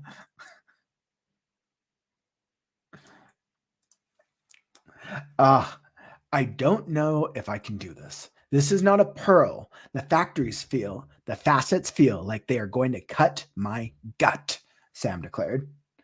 "I got an idea," thought Carol. "I will roll the diamond up in a small lump of clay, and it will feel rounded in your tummy like a precious pearl." "Great idea, Carol. Go ahead." Carol swished to her workstation and rolled the diamond up. She fired the ball in the oven for a few, annealed it, and handed it to her hubby. Sam swallowed the gray glob gleefully. "Great, Carol. It feels kind of like a pearl, only a little grittier. Ugh. I'll be able to make it through the scanner at the post office, and everyone will think I'm an oyster with a pretty nice pearl." "Okay, Sam, my sister comes tomorrow. What do you want me to fix for dinner?" "That's all right, Carol. I'll be going out all night with the other oyster boys. I'll be sleeping with one of them tomorrow night as well, so you and your sister can have a nice time all to yourselves, and I won't be in the way." "Thanks, babes. I love you dearly," smiled Carol, the oyster. "I love you too, Carol," beamed Sam. Sam worked quietly and obediently for the rest of his time at the factory. Since Sam was a papa oyster, but also a bivalve and liked to get his silt sifted, the night before he left, he got his muck buddy Carl to come over. Before they went to bed, Sam bowed deeply, and together they whipped up their last bit of cocktail sauce. The next morning, Carl the oyster packed him again, then put him in a cooler with a cold pack and bound him for Nova Scotia with the postmark Omega Oysters.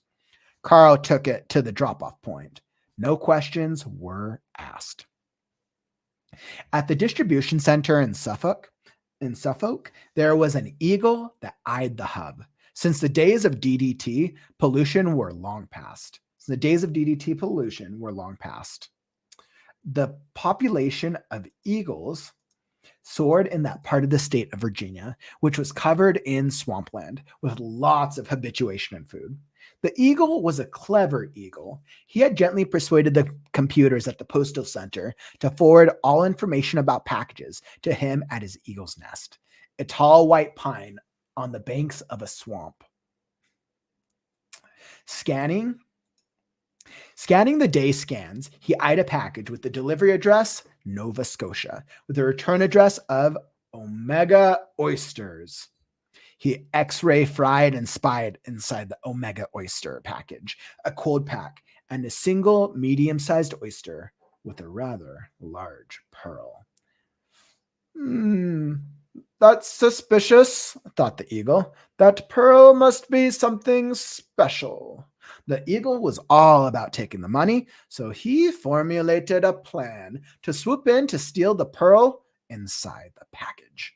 He called up a co-conspirator, Pig, who met him in front of the sprawling center. The eagle whispered in the pig's ear. A rather clever idea indeed, chuckled the pig. Let's do it. How much again? $5 like always, claimed the eagle. Great. I love when I don't have to pay for my morning coffee and donuts, squealed the pig. Just like we said, Pig. The conveyor sifts the package at noon. Be there to trick the raccoon, rhymed the eagle. The pig arrived in the postal conveyor room at 11:45 with a picture of the package. Morning, Jim, grunted the pig. Morning, Pig, Jim said politely. Coons were always being harassed by pigs. So Jim was shaky, but still polite. He knew the pig was up to no good, probably trying to bust another herbal package. What's worse, Jim would have to do everything the pig said, or else he could be in big trouble. When the proper package reached Jim's claws, the pig said, "Heft that package up, Coon, and put it on the table and open it." Just as Jim thought, contraband. He put the package on the table and opened it. What's inside? Wondered the pig. Jim reached his furry claw in the package, pushed the cold pack out of the way, and pulled out a medium-sized but decent-looking oyster. You look like you have to have a donut. Open him, ordered the pig. Jim clasped the oyster between his claws and bust apart the two shells. Oyster glue gushed on the floor and on the coon's furry legs, filling the room with scent of brack and muck. Sam spilled out of his shell and squished to the floor, dead. The gray clod clinked on the tile and rolled a bit away from Jim's feet. The eagle walked in, snatched the pebble up, and without looking at it too much, shoved it into his breast full of feathers. The eagle winked at the pig, who smiled back. He left. You might want to say something about this, but don't. Eat him, said the pig Jim forcefully. Jim picked Sam up off the floor, put him in his mouth, and chewed. The pig shuffled over and handcuffed Jim right on the spot.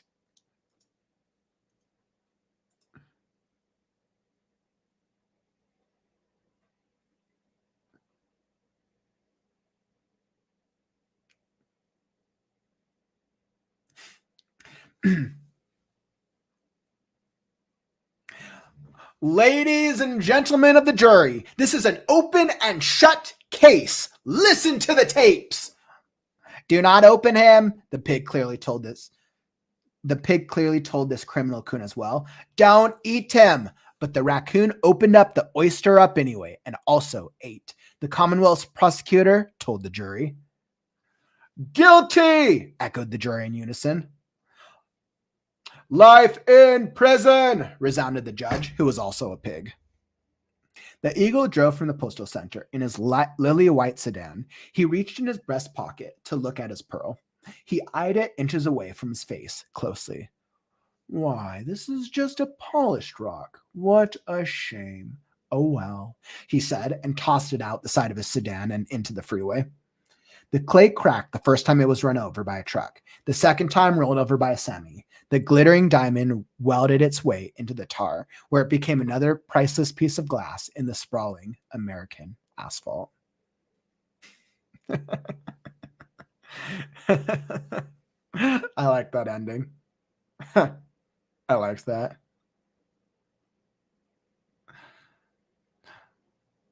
That was a fun story. Yeah, wow, that was a really fun story. I really liked that. I think that there's definitely some opportunities throughout for kind of cleaning some things up and making a couple areas more clearer. But overall, that's a really cool story. I see what you're saying, kind of like how it's Aesop's Fables. It's kind of like the gem, which is literally what they were all chasing after, which started from the beginning, literally just ended up like into just like the very ground that we walk upon. The pricelessness of this piece of glass, this jewel. I like that. I like that a lot. I really like the characters. The character, your characters in the story are all really fun. I like every single character.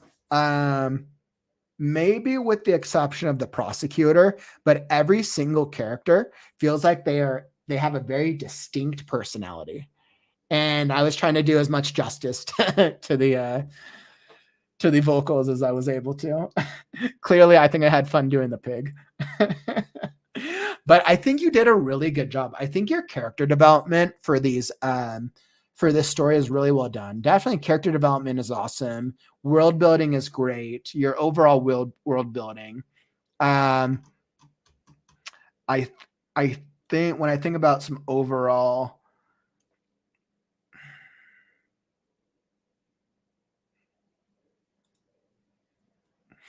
even the dialogue works. I think I would clean up. I would probably clean up there's some structure and a couple of world building things.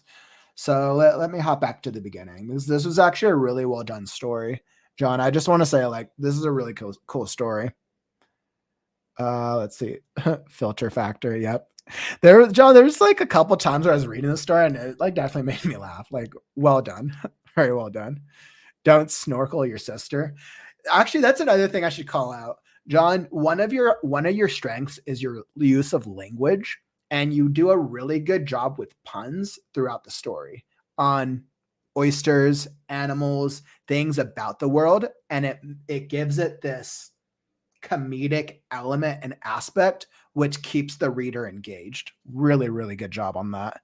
Sometimes it's hard to pull puns and pull off comedy. Comedy is not always one of my strengths personally, but you did a really good job. That was really awesome.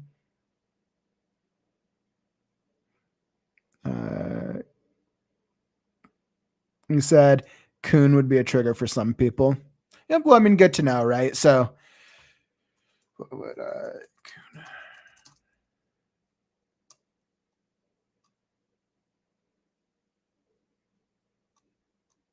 mixed coon could be, so coon could be used as a slur.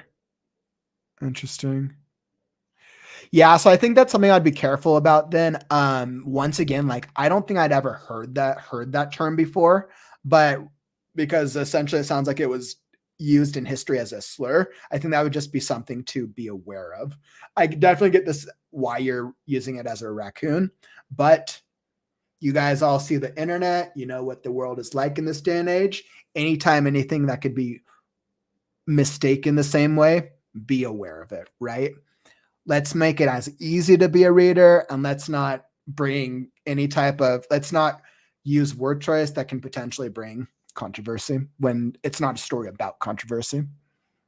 Because I actually probably would have done the same thing. If I created a raccoon character, I probably would have called the character raccoon or called the character coon as nickname. So that's actually good to know. Thanks for sharing it, Atomic.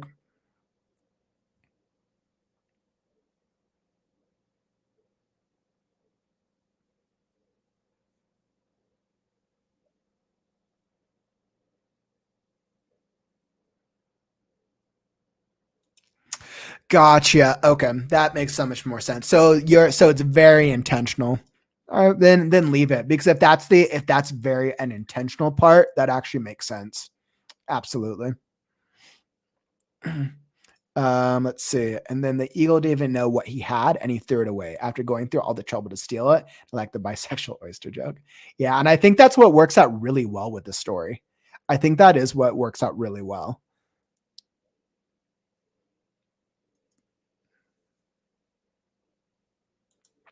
Yeah, and I think it's one of those things, right? Especially if it is intentional. Things like that, it just comes down to who is your audience, right? If you're writing for an audience like a young adult audience, they might not get the references if they're younger. So then the reference is going to go over their head. If you're writing for an older audience, it just comes down to know who you're writing for. That's really always my recommendation. All right, let's see. There's a married. Your overall setup of the story was just really well done. You're like, you use just this language. Filter plant was a potter, and Carol was a potter. Like, you don't give too much description and too much detail about these two oysters, and it just works between Sam and Carol. And it's so sad that Sam goes through this whole journey in the beginning, and he's just like cracked open like an oyster. Like, and it works. It does very, very well. He and his wife weren't well off, about average standard, but not quite select. Like, well done. This your use of language in comedy is very, very unique, and I absolutely love it. But they could be wealthy. A note here I found. So my only question with this part, so Sam's great grandfather had found a 5 carat, so that's fine. But this part, a wealthy European noble dropped it in the waters many years ago when the first colonies were being formed.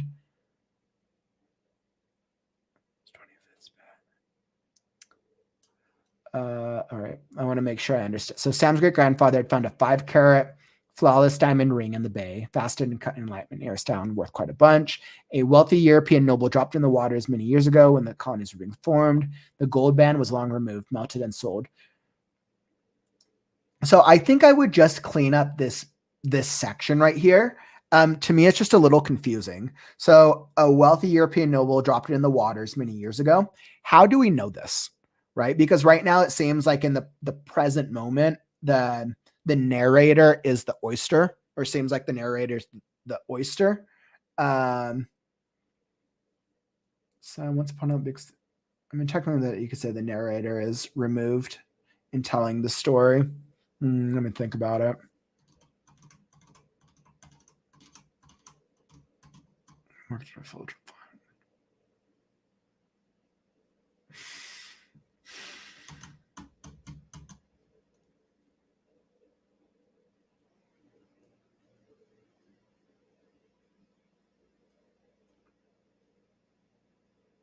Actually, I think I take that back, because like thinking about it, even though the oyster,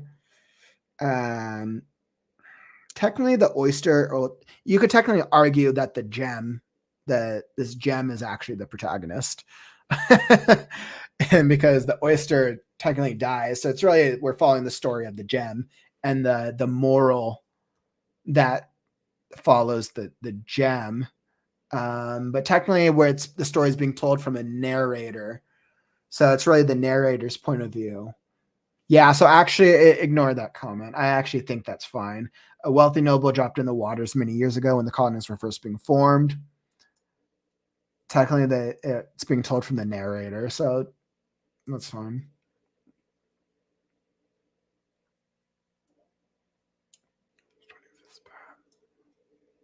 The family of oysters.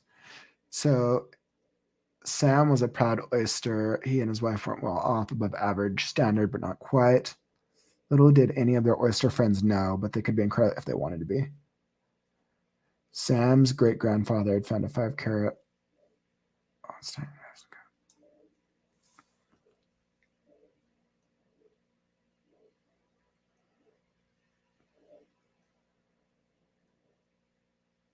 Okay. Yeah, I take that back. I'm going to be fine with that, actually, because it's the narrator. It's very special. The state of the Pride of Virginia's waters was sporadic in those days. That's all good. Crown Sam had enough. Mm-hmm.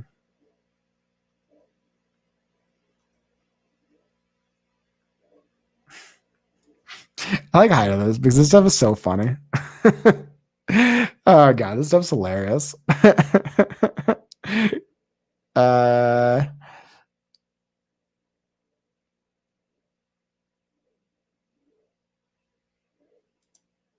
oh yeah, you're referring to the coon word. Some people put it on the same level as the N word, but depending on the source and the audience, it might be seen in the right context.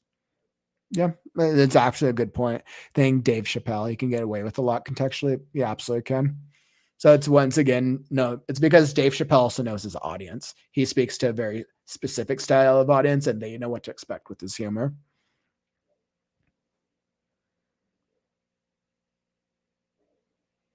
And it sounds like that's your style, right? So I have some crude and offensive literature, but that is what I'm best at, right? So then like stick to your style and stick what works for you, right? Um, this is what I am on. I have used gay slurs and peace and to make gay and trans jokes. Mm-hmm. And I think with that, with like when we have a writing that is more could potentially be offensive, like that's all right. There's a niche for it. The difference is like your audience is going to be smaller, but that's actually a good thing because your audience is going to be even more into that style of content. There's a reason that people like Dave Chappelle. There's a reason that like the like comedians who are like cussing all the time, that people love them because there's an audience for that.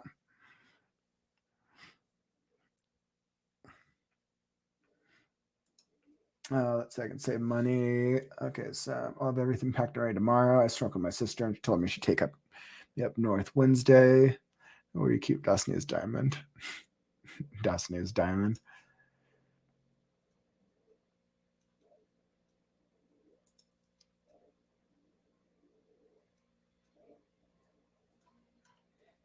I was like, so that's what she calls it, Destiny's Diamond.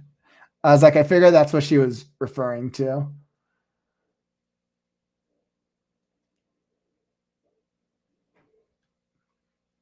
I would almost reference, John, I would reference the Destiny's Diamond thing a little sooner. So that way it's clear that that is the diamond. It was vowed to keep the diamond in their family forever. It was very special. It was their Destiny's Diamond. I would reference that so that way it's clearer sooner. Unless this is intended to be a one-time joke. I didn't trust her with the family jewels. In my oyster, I'll slap it in my shell in the folds of my oyster schlop. Oh my goodness. The comedy is funny. So play some Please Don't Go Antiquing in New England Without Me. Okay, babes. My sister comes tomorrow and I leave with her the next day. Carol remarked. Bet, said Sam. Sam worked the rest of his 2 weeks out at the factory, holding in his thoughts about the awful place so as not to get a bad recommendation when he looked for a job up north. He swallowed the jewel.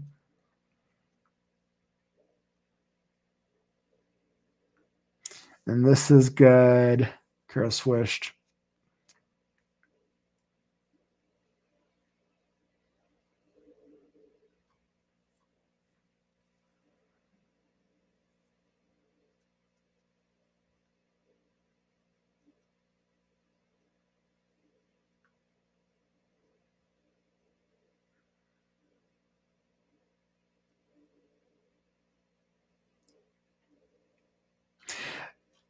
In this segment with Sam speaking to about the sister's plans, I'll be able to make it through the scan and everyone will think I'm an oyster.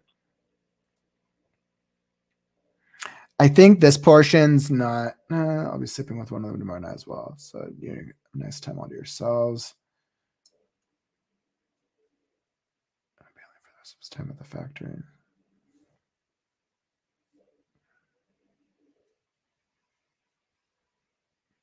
So was this night, and this is just like a random question. So this night that he's going out with the other Oyster boys, is that the same night when before they went to bed? Is that the same night that Sam bowed deeply and together they whipped up their last cocktail sauce? Are those the same nights or is that separate? I think that present moment was a little confusing.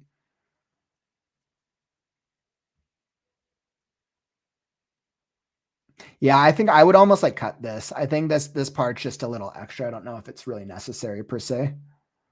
And even like the Oyster Boys reference, you could use that as a term in the next section. But that's just like to cut down on extra wordiness.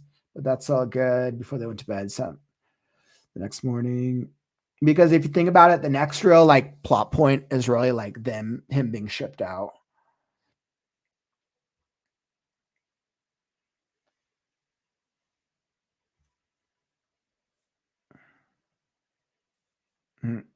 Carl the Oyster.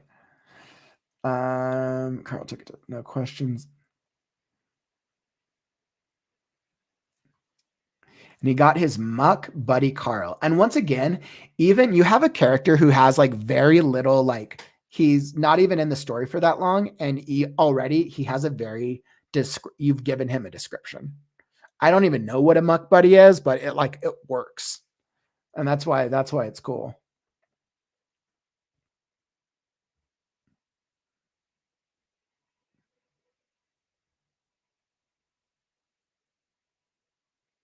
Absolutely. Absolutely why our creators are important.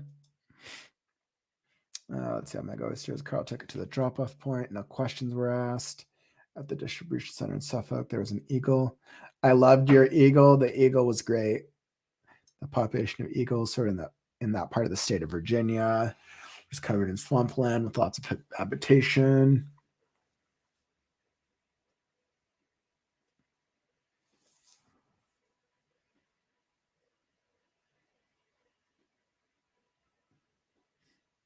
Yeah, I mean, all this narrative and dialogue works great. There's I don't really have any problems with it. It's pretty entertaining and pretty succinct. A note on quotation marks. If a character's thinking something, no quotation marks. I would go like this. That's suspicious, thought the eagle. I would go like that. I don't even think that. So I would be like, that's suspicious. Or you could also go italicize it. One of those two, but only use quotation marks if characters are speaking. So that way they don't get confused. That pearl must be something special. Eagle was all about taking the money, so he formulated a plan to swoop in to steal the pearl inside the package.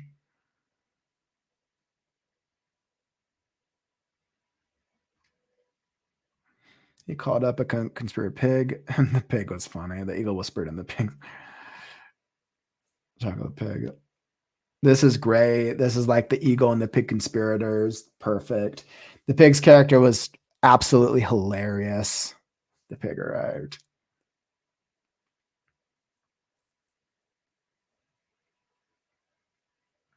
And then we already touched upon coons. We talked about that. Looks not good. Probably trying to bust another herbal package. What's worse, Jim would have to do everything the pig said, or else he could be in trouble.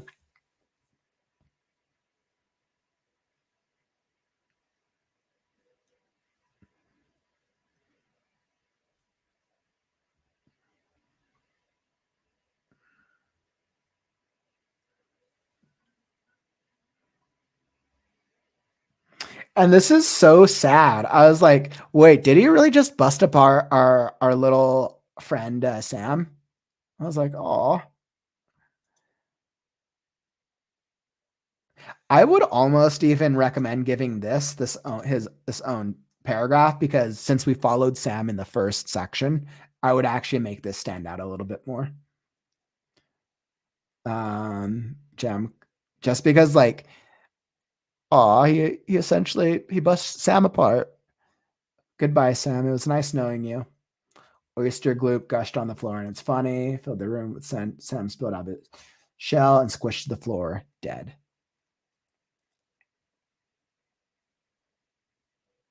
And then I would actually move that to the next section, because this is like Sam's death scene or death paragraph. And then we move on to the pebble or the thing. The gray cloud clinked on the tile and rolled a bit away from Jim's feet. So that's good, because then that comes into the next section. The eagle walked in, snatched the pebble up. Yep.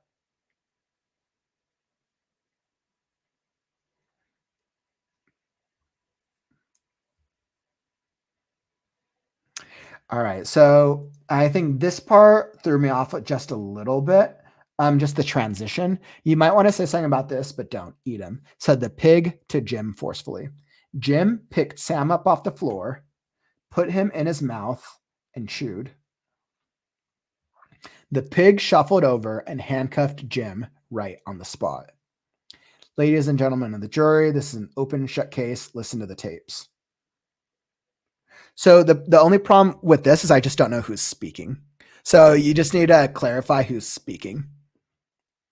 Even if it's the pig, and like that's fine. Like you could do a line break. I usually suggest do something like this, or if it's a page break, like just do something that differentiates that it's some type of, whether it's a line or something like that. You are all really good at editing. Thank you. You've seen so many things I haven't, and I mean that's the truth, right? That happens for every single writer, myself included, right? Y'all have been watching me write Last Scarecrow for the last 70,000 words. Even with all my skill and years of writing, there's a lot of things I'm going to miss, right?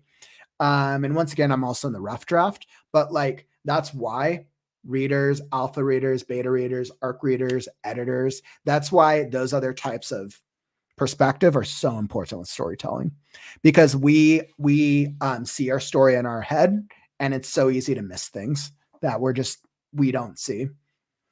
Let's see, ladies, this is an open or shut case. Listen to the tapes. Yeah, so as I said, just make sure you clarify who's speaking here.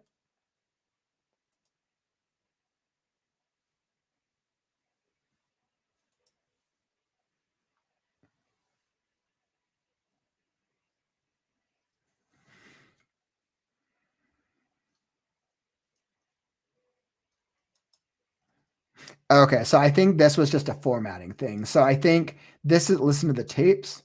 Do not open him. The pig clearly told this criminal coon as well, don't eat him. But the raccoon opened the, yeah. So I think just from a formatting, I think I would do this, because this is all basically one big statement from the Commonwealth prosecutor. That'd make it clearer. Ladies and gentlemen, the jury, this is an open shut case. Listen to the tapes. Or if I clarified, said the Commonwealth prosecutor as he pointed at the slide, pointed at the evidence. And then you could do,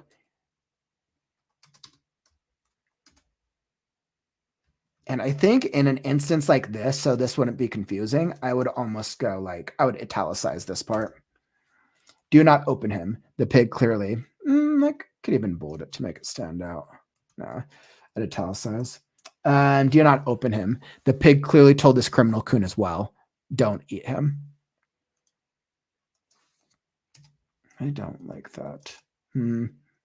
I think as like a personal thing, I would actually do it like this. I would leave it like that from a formatting perspective. Then I don't even have to worry about the quotation marks. That's how I would do it. Yep, Commonwealth jury there, guilty. Echoed the jury, life in prison. And this is very straightforward. I think that was just clarifying speaking. That was just a technical thing.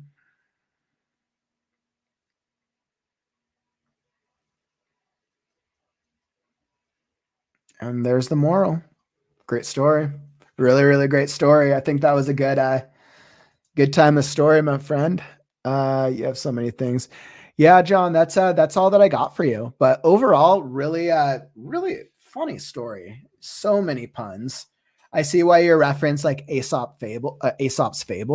It definitely has that like undertone. It's definitely like Fable with a moral and a bunch of humor with its very own world. Definitely some potentially write some sensitive humor, but like that's your style. So you do you. Like that's what works for you. It's awesome.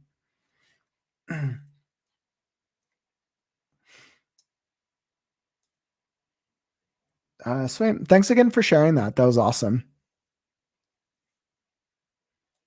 Really, that's one of your more serious ones too. Even that as a serious one is very lighthearted. Definitely, will be eager to read and hear more in the future, my man. That was awesome. Okay, let's see. Let me go here. All right, what do we got?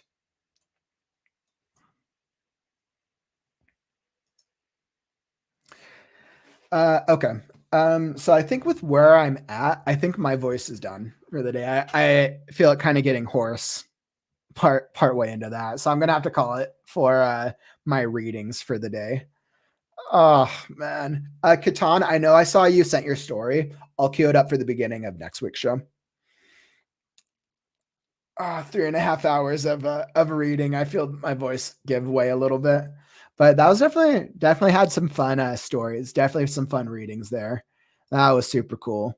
As always, I really appreciate all y'all sending over your stories. Let's see. I will share more, and I'm glad I met you. Yeah, same. I'm glad you found the community. It's super cool, my man. You're a very experienced writer. That's awesome. Aren't you ready to wrap this up? We're getting into Gone to the Wind and Judah Ben-Hur territory. I know it's my Saturday streams usually go the longest. Once I start hitting that like 3-hour mark, I feel it. I'm every single time I think I've hit the longest live stream, I go longer. Maybe I'll do like a super long live stream if I can get to like 500 subs or 1,000 or something like that. Let's see. What else do I got? So before I wrap up, I'm a little too burnt out to do the writing sprint, but I need to still do my writing. So I'm probably gonna just work on Last Scarecrow a little later when my voice is out of break. But I'm wishing you the best of luck with your creative endeavors this weekend. Let's see. Well, if you've been enjoying the stream and you're trying to figure out like, okay, you know what, this has been a really great experience. What should I watch next? Well, you're in luck. Brand new video I put up launched yesterday. I probably should have had the image ready. But brand new video I put up yesterday, which is, do you need motivation to write a story? There we go. There's the thumbnail. So here's the video. Here's the thumbnail image. Go check it out. It's on my YouTube channel on Kauffman's Corner. The video will help you if you need motivation or inspiration for 7 common problems that every writer faces. From problems of feeling like does your work suck? From problems of feeling like struggling with editing, from problems of never being able to finish stories, from problems of maybe writing too much. I deal with 7 of them: inspiration, a strategy, and my method. So go check it out. I think it's one of my longer live videos. I think it's coming out not live, one of my longer long form videos. I think it's coming out just under 13 minutes. So I kind of like the longer video format, kind of been playing around with different styles, but I always have like so much to share. So I'm trying to find what's the right timing for the video uploads. So go check it out. Let me know what you think. Let's see. So Saturdays. Yep. Saturdays are the sharing one. Thanks for asking that, John. That's a great question. So I'm going to be updating my banner on my channel soon. That posts what my specific schedule is every day. But Monday through Fridays is Kauffman Writes. That's just a daily writing sprint. And we talk about random creative writing stuff that every writer deals with. Saturdays is the story and critique show. And then Sundays, starting next week, will be the podcast where I'll bring on authors, published authors, and industry professionals as we kind of talk through what does creative writing mean and what's the writing process. And you guys get to learn from other writers. Since I'm out of the studio, my studio this week, I'll probably be doing a normal Kauffman Writes episode. I'm still thinking about what I want to talk about tomorrow, but yeah, so that's kind of my general schedule for the streams to come. Thanks for asking. Yeah, join me tomorrow. I'll have another random Kauffman Writes, and you'll get to see more on Last Scarecrow, and we'll write together, and I'll figure out whatever I want to talk about. What would be fun? Maybe we'll chat about AI. AI is one I've been wanting to talk about for a while. So maybe we'll have like an AI discussion. All right. So come join me on the morrow, same time, 2 p.m. Mountain Time, and I'll be here. Will you? And don't forget, on your way out, tap that like button. Let me know that you got value from the stream and that you enjoyed your time here. As always, I love doing these story readings and critiques. Otherwise, I wouldn't have been doing it for 3 to 4 hours every single Saturday. So thanks for joining me. I appreciate your time. Don't forget, words are wind, but stories are forever. Stay creative, writers. I'm Kauffman, and I'll catch you on the morrow.